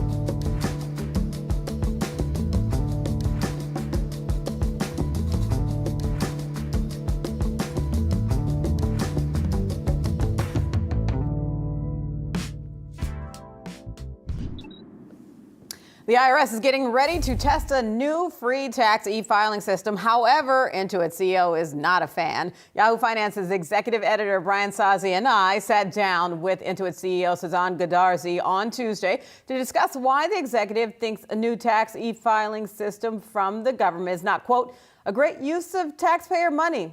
Take a listen. First and foremost, free software already exists for all Americans, and this will yet be another, free tax software. We don't think it's a great use of taxpayer money, given the existence of free tax software. And so it's really not an event for us as a business. It's not material at all for us. And I'll just remind us that in the last several years, there's been two huge entrants into the space. One, before we acquired Credit Karma, which has well over 120 million members, they chose to get into the tax business, and they really had very little impact, and they were all free. And then the company that we sold the Credit Karma tax to, once we acquired Credit Karma, also provides free tax software, and it's not had a huge impact. So the point is, free software already exists. For the government to create yet another free software does not make an impact to our business. So I got to ask you, one of the big buzzwords that we've talked about a lot lately and, in recent months is AI. Some companies are all in on AI. Just about every company talks about how they're incorporating it in their business, including companies that you wouldn't even think of, like a Pepsi. So where do you all stand? Are you all in, or there is also the camp that is kind of warning about the dangers of AI? Where do you all stand as a company on AI and how you'll be using it in your business? Yeah, first of all, I've been on the record, it's been almost 5 years ago, that I believe, and we believe as a company, that next to electricity and the internet, AI is the biggest platform that will ignite innovation across every single industry. And particularly with generative AI, we believe that it will create new companies. Existing companies can get disrupted. And depending on how you choose to leverage it, it's an enormous opportunity. And I think the opportunity first starts with data. And when I think about Intuit and what we are focused on for our customers, we have a 360 view of our customers. And I'll just use a small business as an example. Small business of 10 people, they have to do a lot of work to figure out how to manage their customers, how to get new customers, how to sell more services to the customers that they have, knowing which ones are profitable customers, which products are profitable, and then being able to manage their cash flow. And the power of AI is with all of the data that we have. We see all the money coming in, all the money going out, and all the transactional data. We have customer data and purchasing data.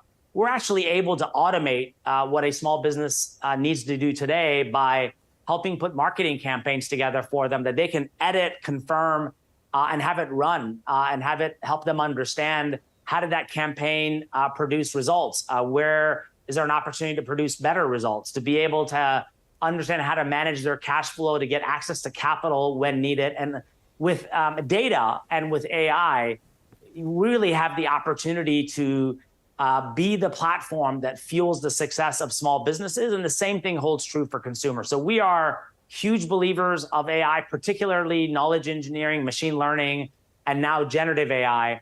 And I don't think it's hype. Now, there are dangers with any technology that you have to be thoughtful about. You have to have governance around. You have to have standards around. But this is the real deal. And I think that it will deliver benefits in ways for customers that we could never imagine possible. And it's very exciting from our perspective. Sasan, out of your two marquee businesses, let's stay with MailChimp and TurboTax. Where will AI play the biggest role, and how do you monetize that? Yeah, well, I'll start with MailChimp. With MailChimp, one of the things we recently launched is email content generator that's all fueled by data, machine learning, and generative AI. What that means is we, in essence, will generate the content for a customer to be able to market to their customers. I'll stick with email for a moment. We'll propose to them a title that we know works very, very well from behavioral and longitudinal data that we have across millions of small businesses. Plus, based on what services they want to sell, we'll pull together what the actual campaign will look like. And all they have to do is edit it, review it. It's all done for them proactively. and to ensure that they're comfortable with it, and they hit send. And not only do we now auto-generate it, but we can come back to the customer and help them understand how many people have viewed it, how many people actually made a purchase, those that didn't make a purchase, who are they, what services do they have, to give them segment reporting that then they can generate, and we can generate for them automatically the next sort of generation of marketing. So that's a very specific example for MailChimp. Let me go to TurboTax, then I'll answer your question about monetization. One of the elements of our investments that started 5 years ago in context of AI was what we call knowledge engineering. And knowledge engineering, in essence, turns rules and the relationship between all the data that we have and the specific data that we have for the customer into code and into recommendations. And so a lot of the way we produce our code across the TurboTax platform, the questions we choose to ask customers, the areas where we choose not to engage the customer, and then when we bring an expert to engage the customer, it can be a bot, it can be a human being, and all of that is driven by AI. And in fact, 2 years ago, we had a generative AI launch where when an expert is engaging a customer, the entire conversation, the call summary, everything is captured, and the expert doesn't have to do that work. It's captured in the system. They can also cut and paste what they need and follow up with the customer. That is all based on knowledge engineering, machine learning, and now generative AI capabilities. And it really drives automation. And the biggest opportunity for us is to disrupt the assisted segment. It's labor intensive. It's a lot of manual work, a lot of documentation capture. With our investments in AI, it's going to help us accelerate the disruption of those that need help to do it digitally anywhere that they wish. To your question around monetization, and I'll end with this, we often talk about the fact that we have a $300 billion total addressable market, and our penetration is 5%.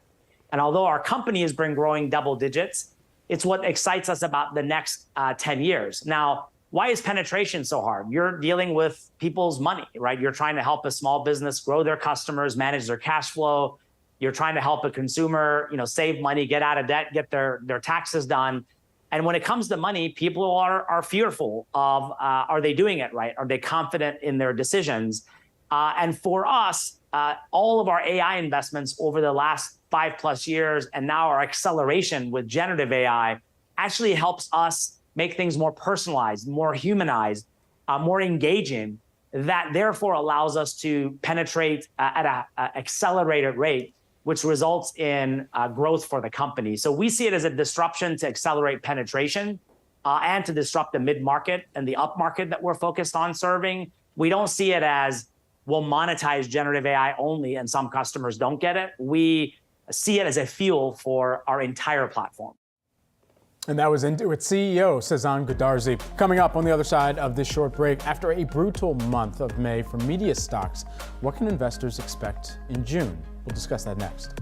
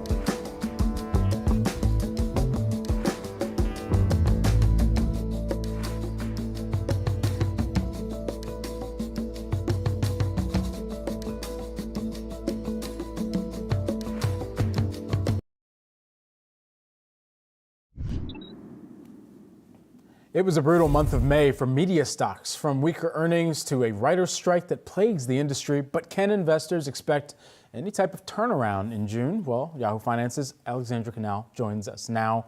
Allie, what did we see during May, and how does that set up for June now? Yeah, and a big question is, will we see some reprieve in June? If we take a look at how many of these prominent companies, especially these streaming-facing companies, performed, we saw Paramount, Disney, Warner Brothers Discovery, double-digit declines over the month, falling roughly 32%, 14%, and 17% respectively. Then Comcast, which owns NBC Universal, that fell 6%. And just to compare, the S&P 500 was relatively flat over the month. So this was not good. The one bright spot here was Netflix. That was able to eke out a nearly 20% gain as it rolled out its password sharing crackdown, which is a key revenue driver across the U.S.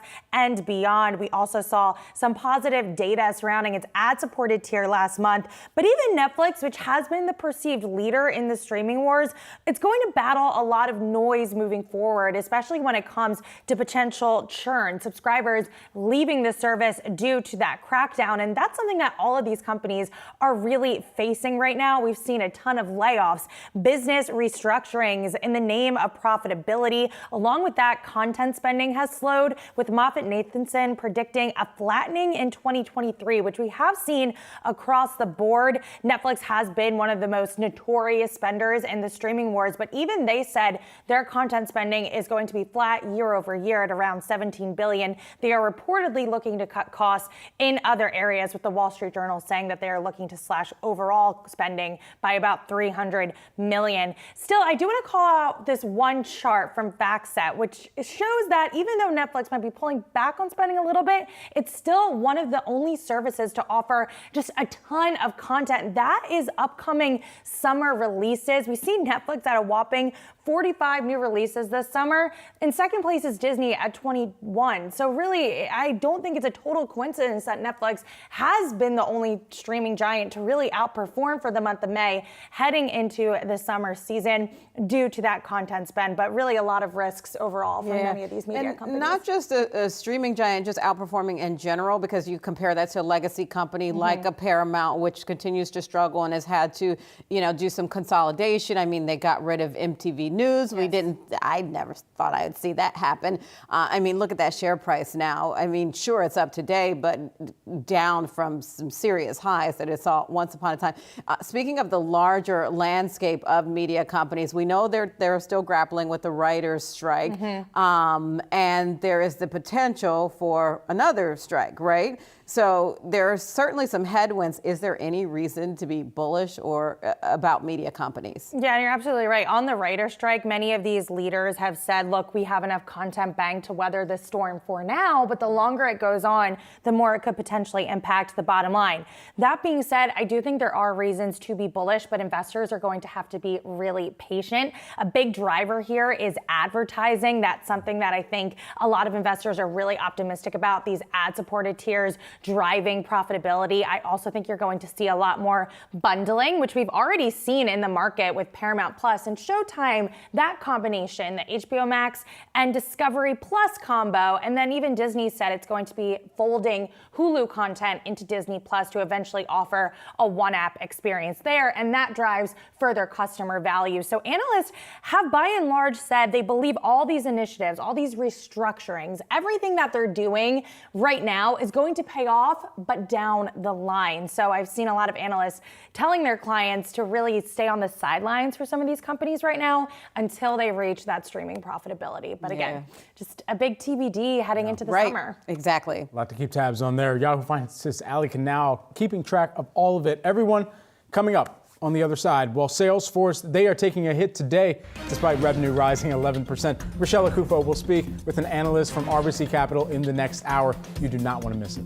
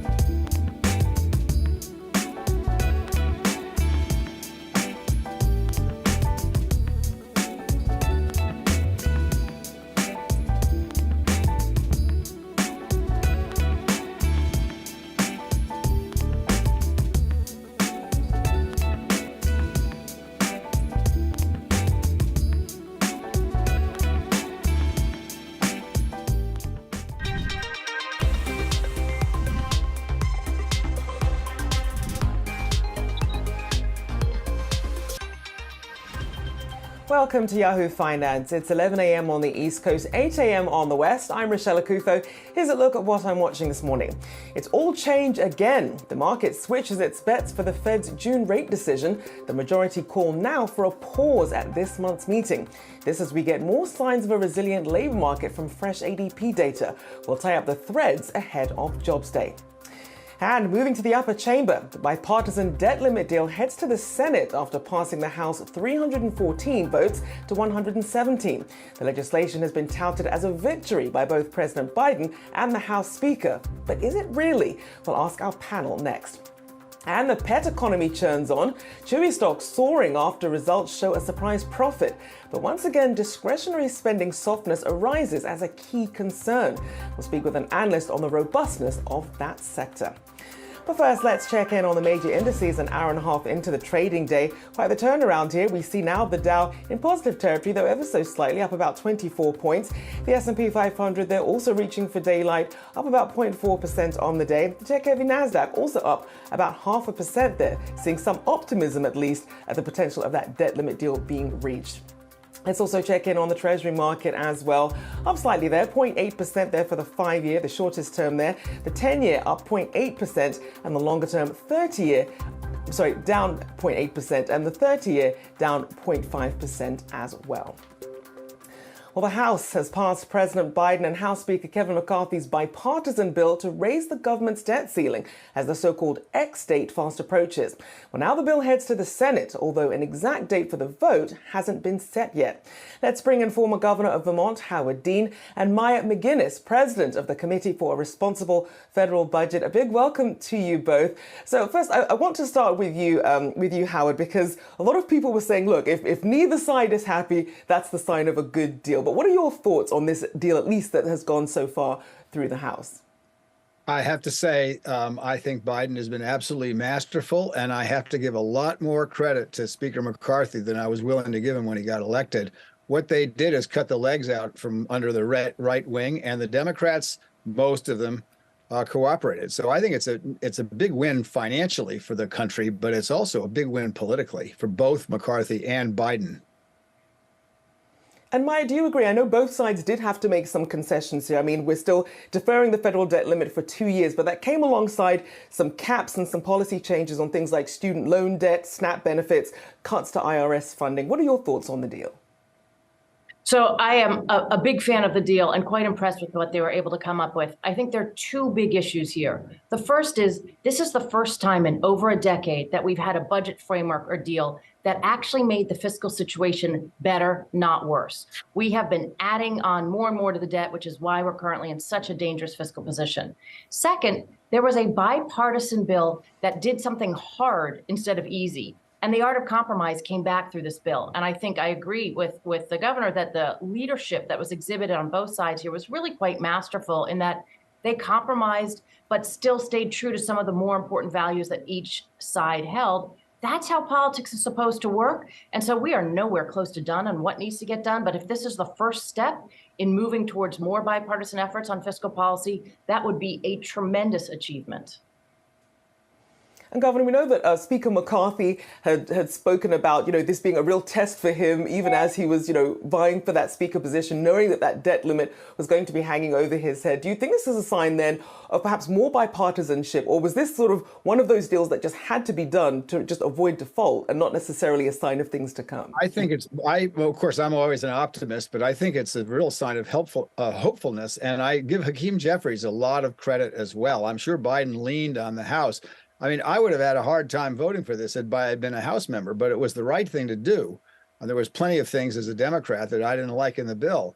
But I think Maya's absolutely right. It does reduce the deficit, unlike a lot of the stuff that Trump did when he cut the hell out of taxes. I mean, he's really the one that's responsible for the fiscal situation right now because they keep cutting taxes and they're not cutting spending because they can't cut spending because the American people would have a fit.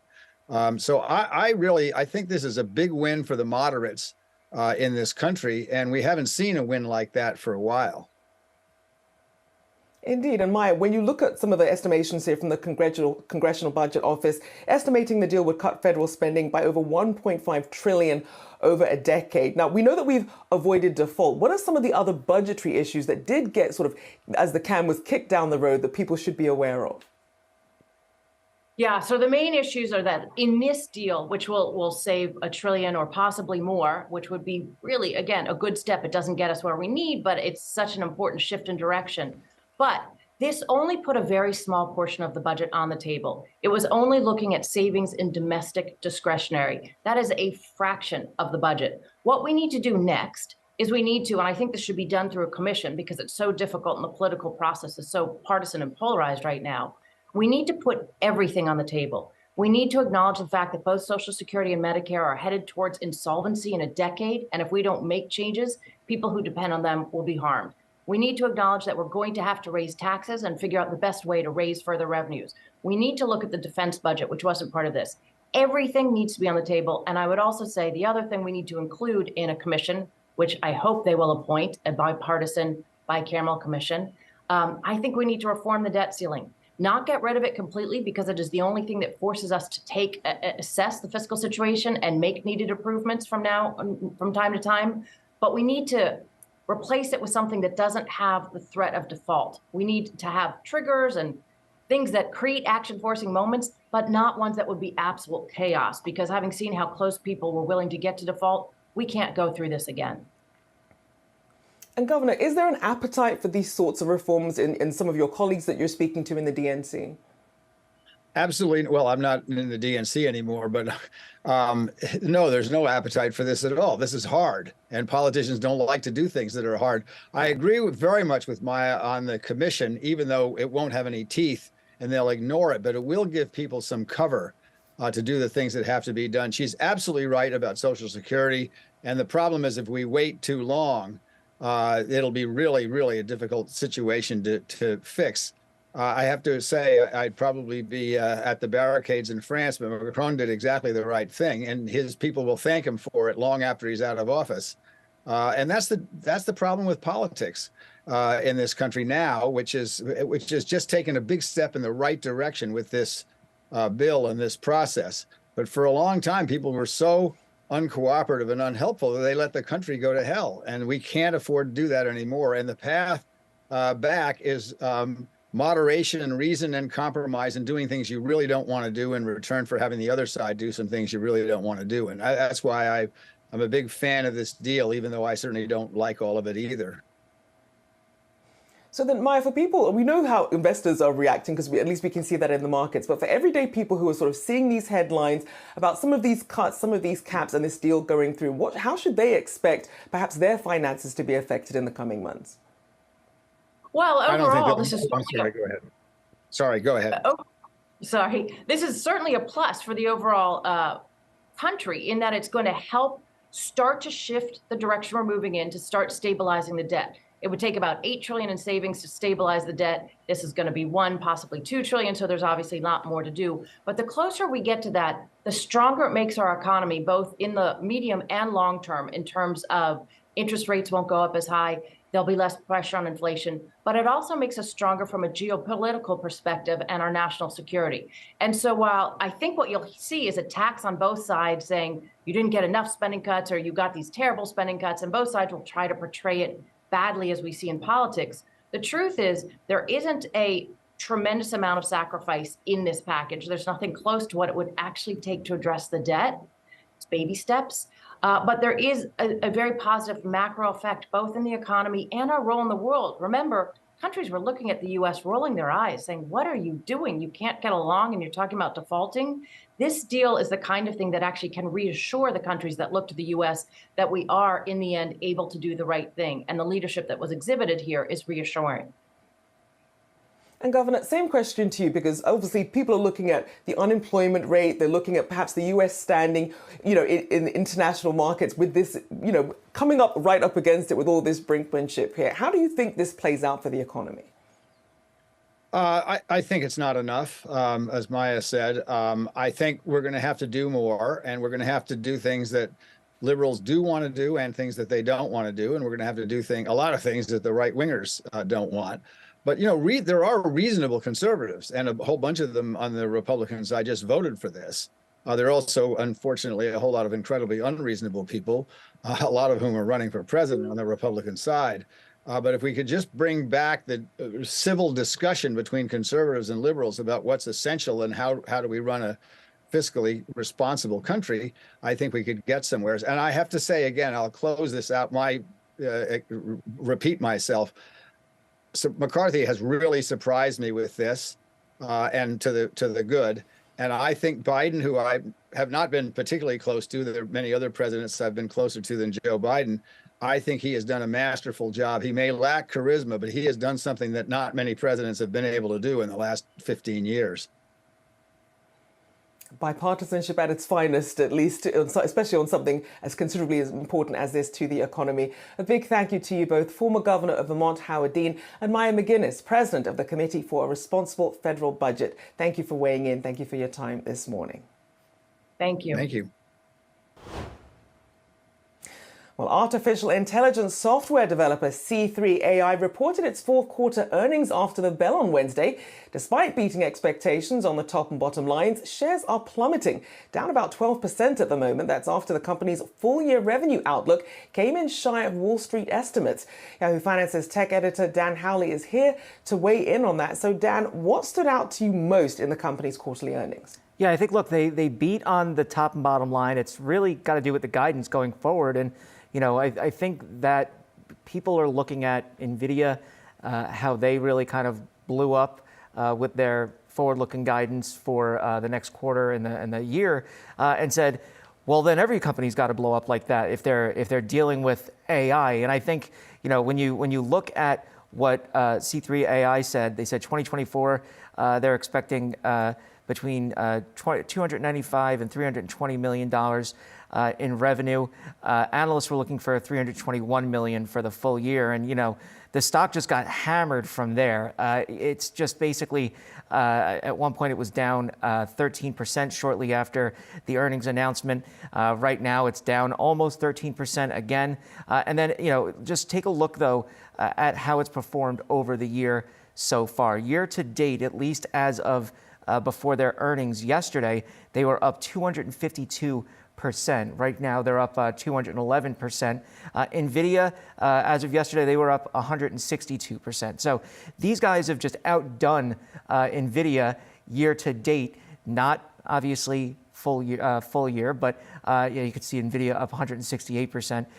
But you know, they've outdone or outpaced NVIDIA year to date as far as overall stock performance goes. And I think people were looking at that and saying, well, look, they've got AI in the name. They've got to be really great with AI then.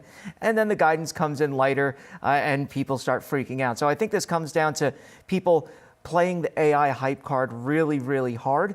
And I think we're going to continue to see stuff like this because, look, you know, the technology is there. It still has to kind of filter down into the rest of the economy and the business world. This is still new stuff. So we're just kind of waiting on that. Plus, this isn't exactly, you know, a chip maker or anything. They are, you know, they work with government contracts and things along those lines. So they may not ever really blow up to what people may be expecting. But I think part of it may have to do with the fact that they have AI as their ticker symbol.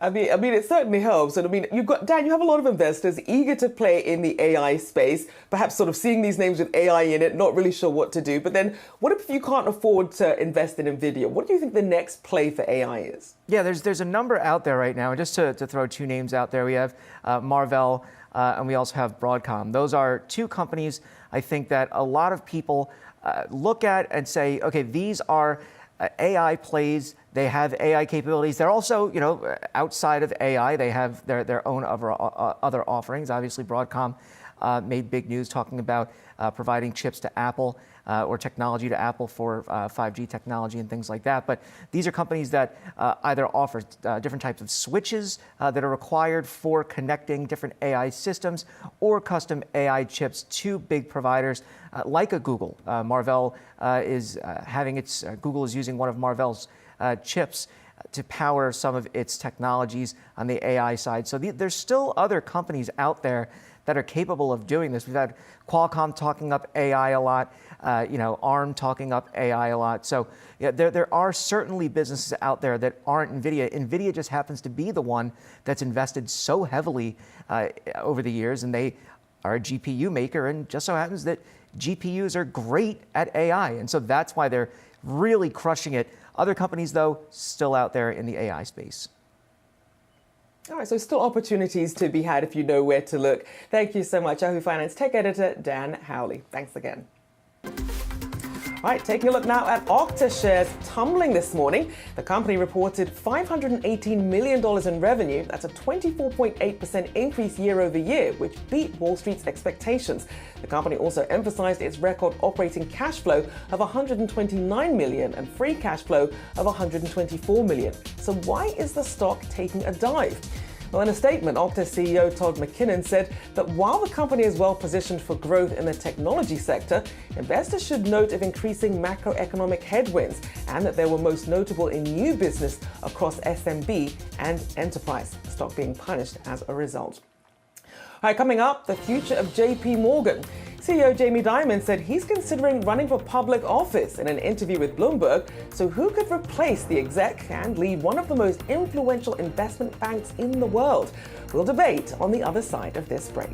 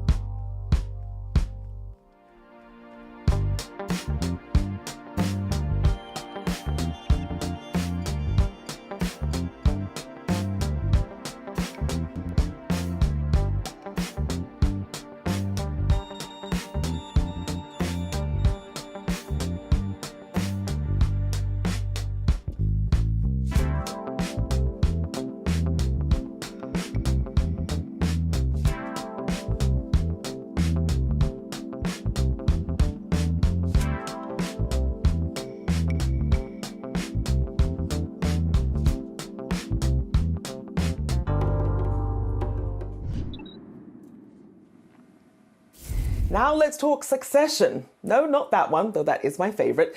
JP Morgan CEO Jamie Dimon has people talking after comments in a Bloomberg interview that he's considering one day running for public office. Talk of future leadership at Wall Street's biggest banks returned last month after Morgan Stanley CEO James Gorman announced he'd step down within the year. So when Dimon does move on, who's in pole position to lead a bank running over $3 trillion in assets? Yahoo Finance's David Hollerith joins us with more. David, who are the contenders? Well, so Rochelle, Jamie Dimon's immediate successor is Daniel Pinto, who's JP Morgan's corporate and investment bank CEO. So this succession plan has been around for years, and in 2020, it was actually put into test at the outset of the pandemic when Dimon was struck with a sudden and near fatal heart injury. Pinto and former COO Gordon Smith served as co-CEOs for about a month. And since Smith has left, Pinto has been the bank's clear de facto number 2. Many analysts I've spoken with don't really bat an eye when saying, that they expect Pinto could step in on day one and lead the bank. But I will also point out that Pinto is, after all, 60 years old. So that makes him about 4 years younger than Gorman, these other CEOs who are, giving their succession plans and saying they'll leave in the next 12 months. And there's a question about whether or not a board would want to see someone who would stay longer. And to that point, Dimon has been served in his role for nearly 20 years. So if they're looking for anything on par with that, that puts Pinto's state more into question. But he is the de facto next person who would take the role. Two other names that come up are co-CEOs of JP Morgan's Consumer and Community Bank, and that's Jennifer Piepszak and Marianne Lake.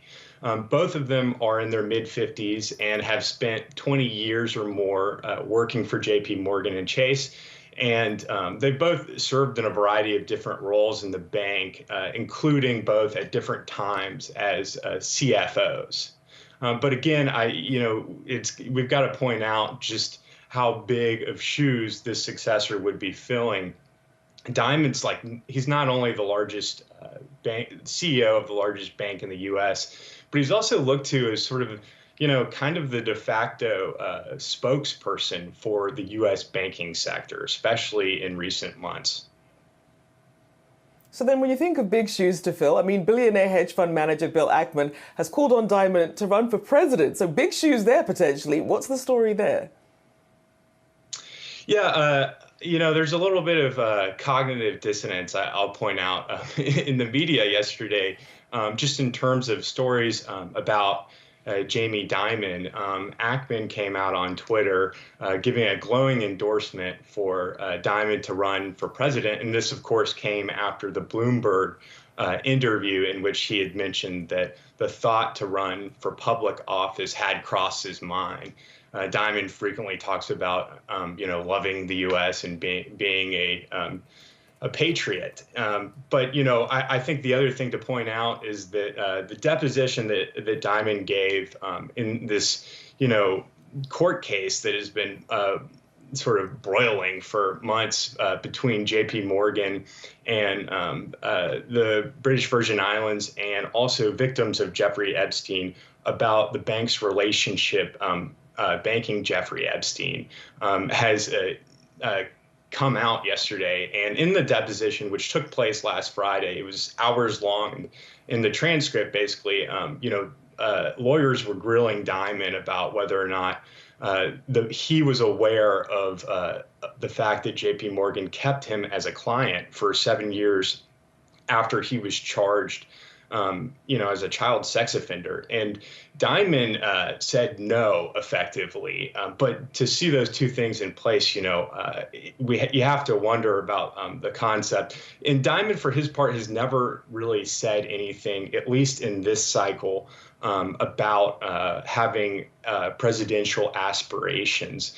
And so, I think the best thing we can do at this point is just look at what he has said in the public. And it sounds like he's more broadly interested in public office. So, we haven't seen any presidential claims as of yet. Ackman pointed out that, he thought Dimon could win the primary against Biden and the general election against Trump.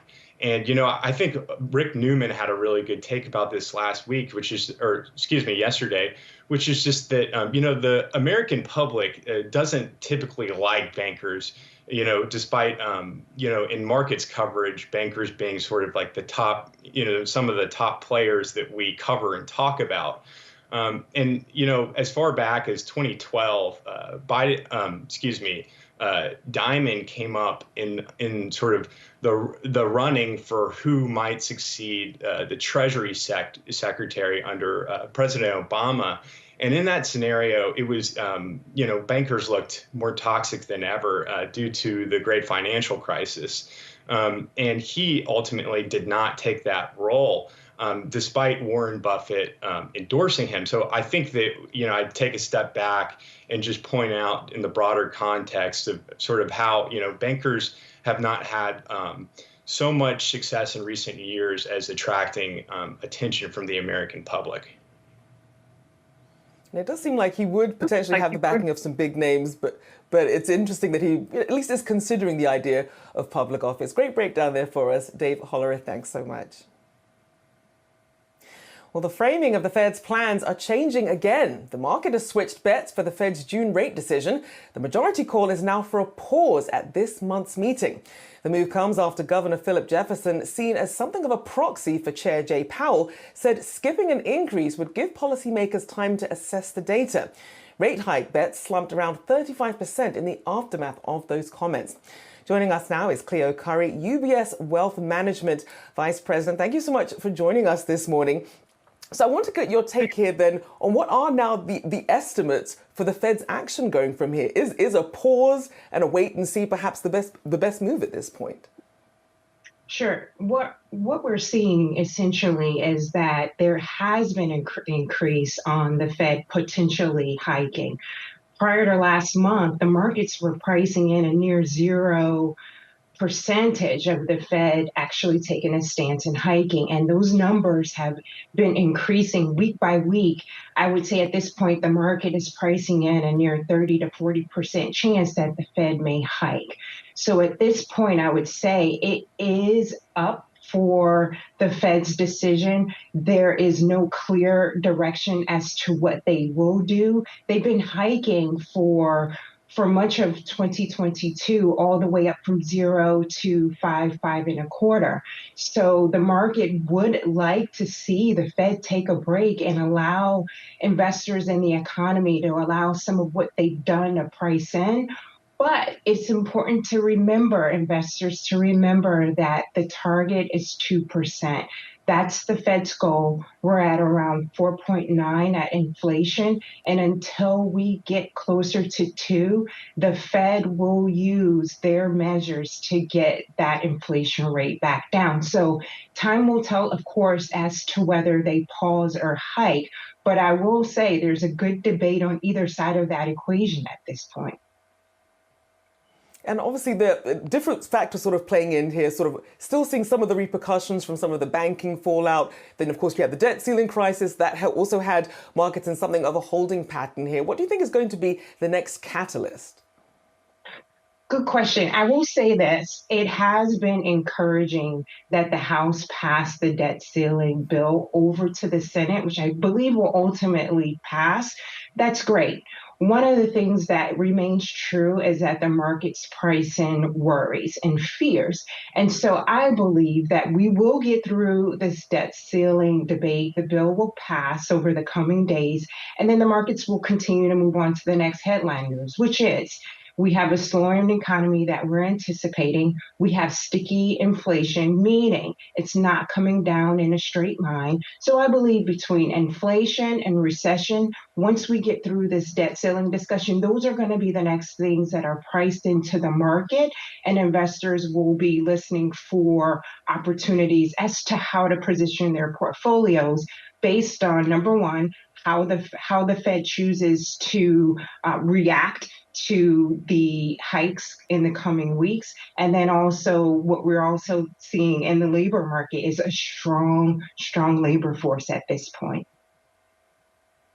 True. And then when you look at what we're seeing with the consumer, some of the guidance that we're seeing, in some aspects, still some worries there over earnings season about some of the macroeconomic trends still weighing. But for the most part, if you look at how equities have been faring so far this year, it's really been doing very well. What do you think the markets are correctly pricing in? And what is your outlook in terms of sort of bracing for a recession if we're able to have a soft versus a hard landing?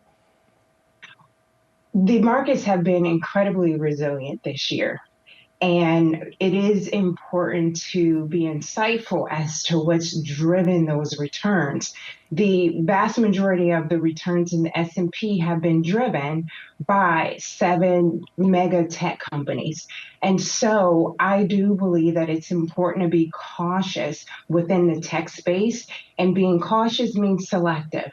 So if there is an allocation in the investor's portfolio to the tech space and they may be over allocated, it's a good time to reposition some of that, those funds in that sector over to the defense of consumer staples, utilities. Those are the areas that I believe are poised for growth. But in the event that the economy slows down, those two areas typically perform well.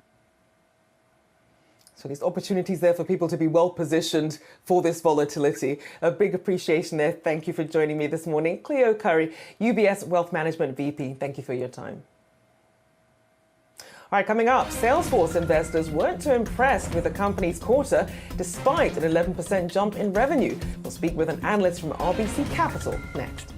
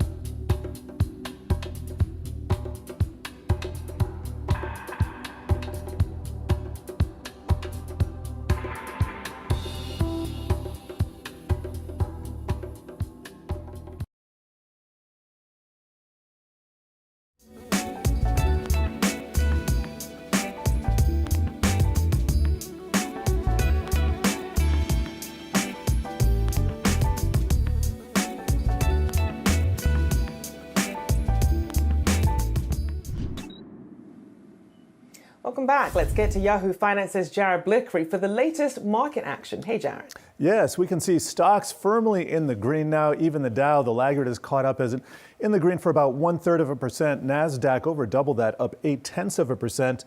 I wanted to start here really with a look at the bond market here. This is a 13-week T-bill yield. 13 weeks equals 4 months. And guess what? I just saw a headline come out that the Treasury is now delaying next week's bill auctions for the 3 and 6 months tenors, and that is due to the debt ceiling. So is this causing hiccups in the bond market just yet? No, but it is an important reminder that there is some real stuff going on. And if these headlines progressively reflect more turmoil in the bond market, guess what? That's going to weigh on equities. However, let me just temper that by saying we're actually seeing the bond volatility, and this is expressed as the ICE B of A Move Index, that was down slightly yesterday. I was concerned, as I outlined, this big tick up here, which took out this high from early May. If we do get a big pickup in bond volatility because of the debt ceiling, well, that reduces leverage overall in the system, and we tend to see equities spill a little bit.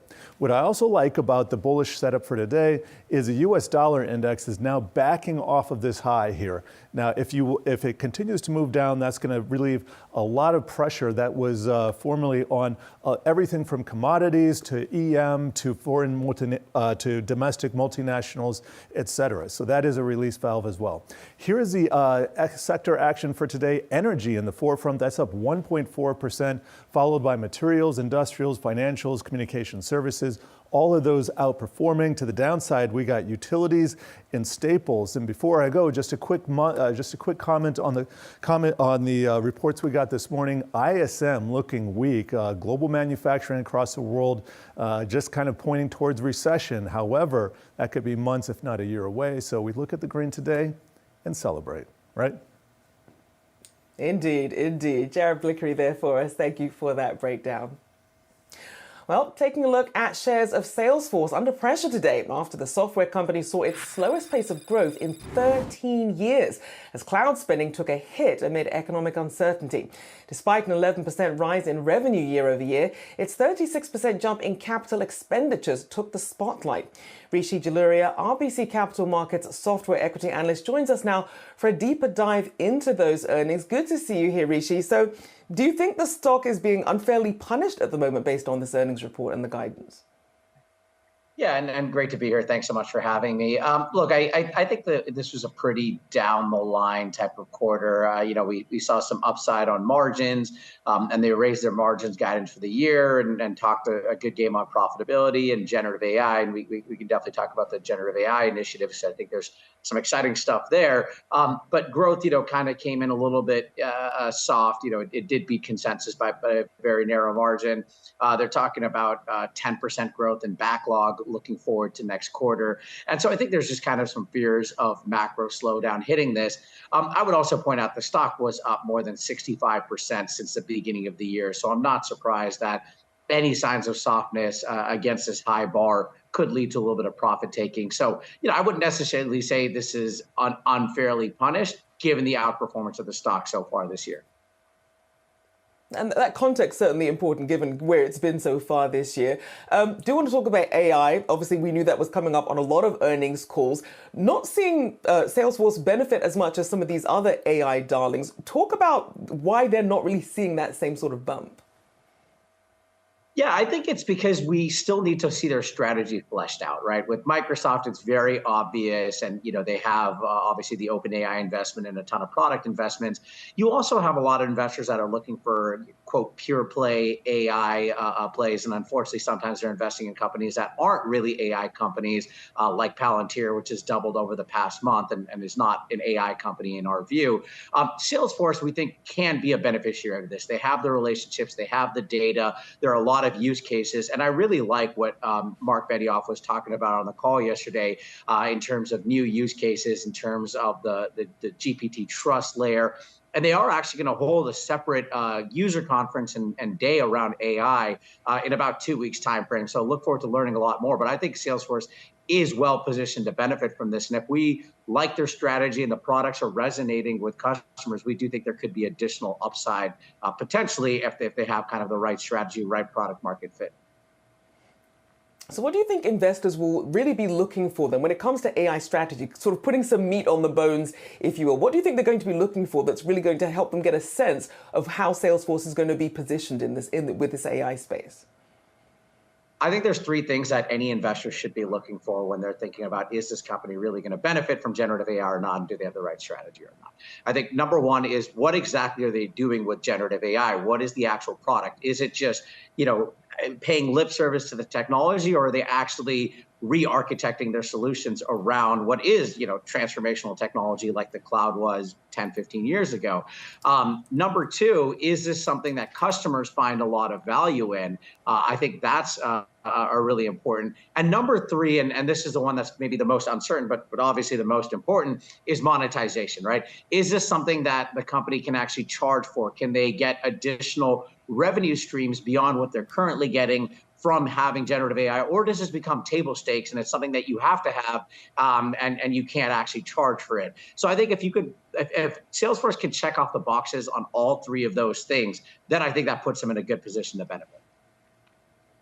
And in terms of leadership, this sort of digital transformation that Salesforce is perhaps going to be going into, is Mark Benioff still the best person to be in that position to really lead that next stage of digital transformation? I think that's the one that gets debated a lot, and there's a lot of conversations around succession planning. I think right now Salesforce is at a very pivotal time in its history, right, where it is transforming to being more of a profitable company that shows margin expansion while still having healthy growth. There's a lot of changes in go-to-market and product that we're seeing, and so I think right now a company like Salesforce needs that kind of steady hand at the wheel, so to speak, rather than making management changes. So I do think Mark is the right person to have in charge of the company at this time. If we're looking out 10 years, should there be some level of succession planning? Potentially. We've seen obviously that's gone well for companies like Microsoft and Adobe and others that have had good succession planning. But I think for right now, as this is such a pivotal time in Salesforce's history, I think it's really important to have Mark Benioff kind of go navigate Salesforce through this. As you mentioned there, that steady hand needed, especially as we still don't really know all the expansive uses of generative AI and how these companies will use them. Thank you for joining me this morning. Rishi Jaluria, RBC Capital Markets Software Equity Analyst. Thanks so much. All right, coming up, Chewy is barking up the right tree with investors as the stock surges on the back of its first quarter earnings. We hear more from its CEO and get an analyst's take next.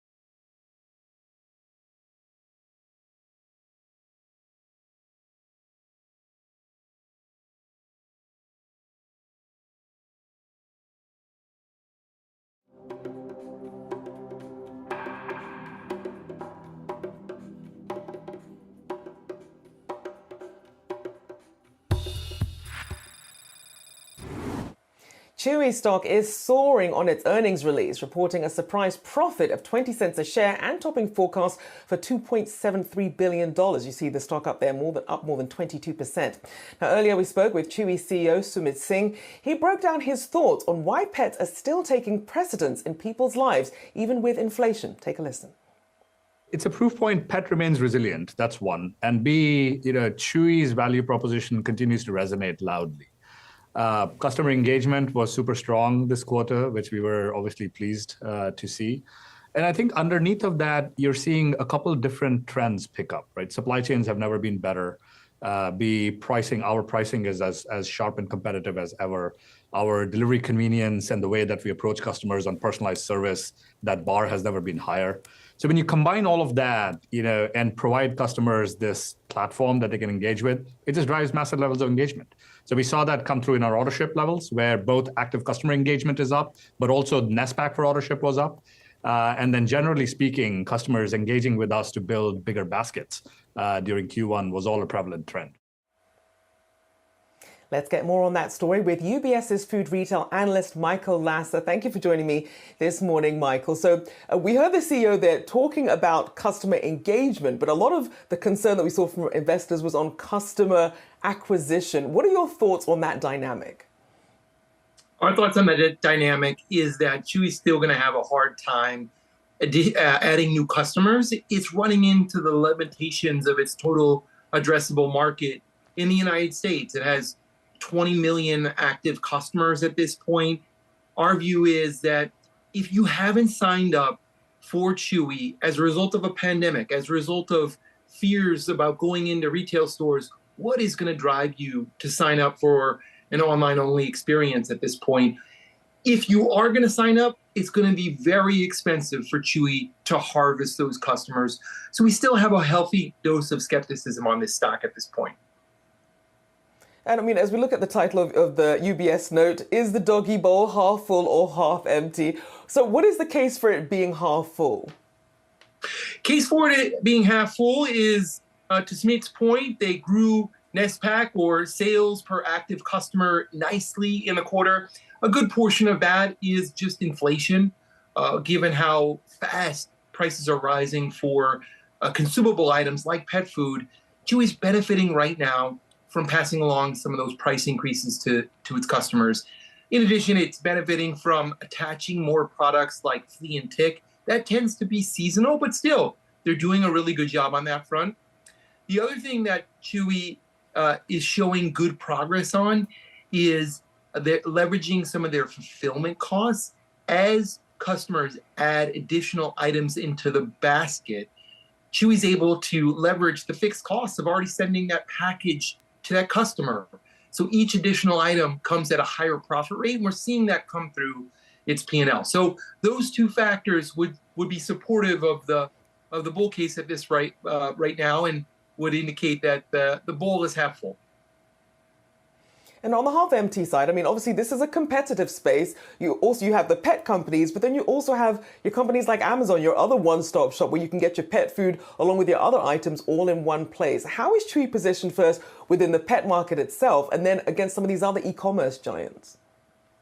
Chewy deserves a ton of credit for growing this business to be on pace to have more than $11 billion of sales this year in what you rightfully point out is a very competitive market with a lot of entrenched players like Amazon, Petco, PetSmart, and others. With that being said, we still have our doubts about how the ultimate economics work of shipping pet food to a consumer's home for essentially no cost. This is a high volume weight business. These are high volume weight products that have very low margins. As a result, it's difficult to get the economics to work well when you're dealing with those two factors. And as a result, we think that over time, Chewy's going to have to reinvest more of its profitability to drive the top line, and that's going to pressure what is already slim margins for this business. Indeed. People do have a lot of options out there. A big thank you to Michael Lasser, UBS US Hardline, Broadline, and Food Retail Analyst. Thank you for joining us on Yahoo Finance today. Good to see you.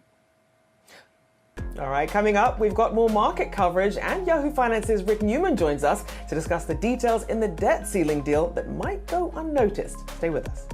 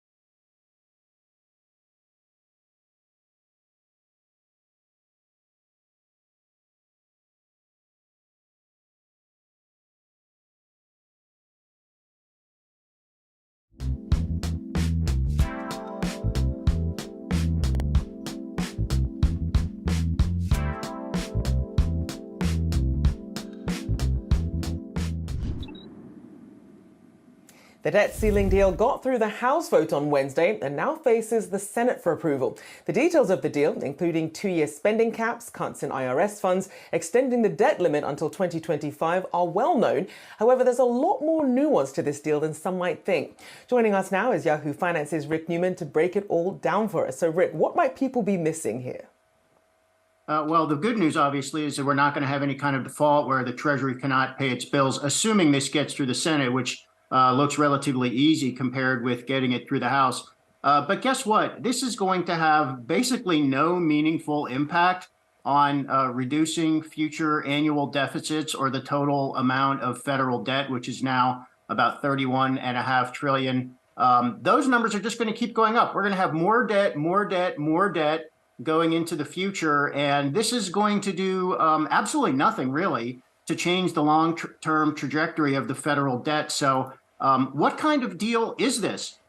This seems to be way more drama than is warranted for what this bill is actually going to do, which is just cut spending by maybe $120 billion a year out of a nearly $5 trillion federal spending spree. And it could be a lot less because some elements of this this bill can actually be rolled back by future legislation. So it's just not going to make much of a difference. And so then what does this mean for some of Biden's other plans? We know at one point, he wanted to have bigger tax on the wealthy and on corporations. What does this do to some of those plans? Well, obviously, Biden is not going to get any of his preferred legislation through the current Congress because Republicans control the House of Representatives. But he actually got a lot done during those first 2 years. So what Biden's going to do for the rest of his first term, or perhaps for the rest of his only term, depending on how things go next year, he's just going to be implementing the Inflation Reduction Act, which is all those green energy incentives. That actually is really taking off. And there is going to be a lot at stake in 2025. So that is the year that the Trump tax cuts from 2017, a lot of those tax cuts, especially the ones for individuals, those actually expire at the end of 2025. Huge question what to do about that. There are going to be other big things, including some decisions that Congress is going to have to make about this Fiscal Responsibility Act, as it's somewhat misleadingly called, that Congress is apparently going to pass pretty soon to get through this debt ceiling problem. Some of those decisions, whether to continue spending cuts and so on, or just abandon them, that's going to come in 2025 as well. So we're not going to see much important congressional activity this year or next, but 2025 is going to be a huge year. And so, and as we've been talking about this debt limit, this was more about money that had already been set aside and spent by the U.S. government. But a lot of these other big budget decisions still sort of got the can kicked down the road. What are the expectations there? What do you think might be some of the biggest fights when it comes to the budget coming up? Well, just for perspective, these spending cuts that are contained in this current bill are only addressed at 15% of the federal budget, which means 85% of all federal spending is basically off limits, according to this bill. So, I mean, we've been saying this, I mean, literally for years and years. There's going to come a point where we're going to have to deal with the fact that Social Security is going to start paying out more money than it's taking in. Same is going to happen with Medicare. And it's looking like that we're now inside the 10-year window for that. So what are we going to do? Are we just going to wait until those programs are both at a crisis point? I think the answer is yes. I don't think Congress is going to do anything about either of those programs until there's no choice. And the reason is that the choices stink. The way you're going to solve the problem that we're just not going to have enough money to pay everything in the future, you're either going to have to cut benefits or you're going to have to raise taxes. Both very unpopular, but that's what's going to happen. So because those are bad, unpopular political moves, we are not going to get there until the very last minute, much as happens every time we go through one of these debt ceiling drills. So I guess in a way, this stupid debt ceiling drama where we have to contemplate the possibility that Treasury is going to run out of money, maybe this is actually good practice for the bigger battles that are coming in the next 5 to 10 years. Indeed, and all ahead, of course, with a presidential election to keep an eye on as well. So a lot at stake there politically for both sides. A big thank you there for breaking that down for us, our very own Rick Newman. See ya. You're very welcome. All right, taking a look at Meta stock. Up at the moment, the stock spiked as Meta CEO Mark Zuckerberg teased the company's latest virtual reality headset, the Quest 3. In a press release, Meta said the Quest 3 has high-fidelity color pass-through, innovative machine learning, and spatial understanding that will let you interact with virtual content and the physical world simultaneously, creating limitless possibilities to explore. Now, this comes as Apple is expected to introduce its own virtual reality headset next week at its Apple Worldwide Developers Conference, so perhaps stealing a little bit of Apple's thunder there. Let's do a quick final check of the markets before we go, as we see that lots of daylight here heading into the green, that buying action picking up. The Dow up about 0.6%, the S&P 500 there also up 0.8%. Check heavy Nasdaq there, up almost 1% on the day. That does it for now. I'm Rochelle Cooper. I'll be back with you at 11 a.m. Eastern. See you then.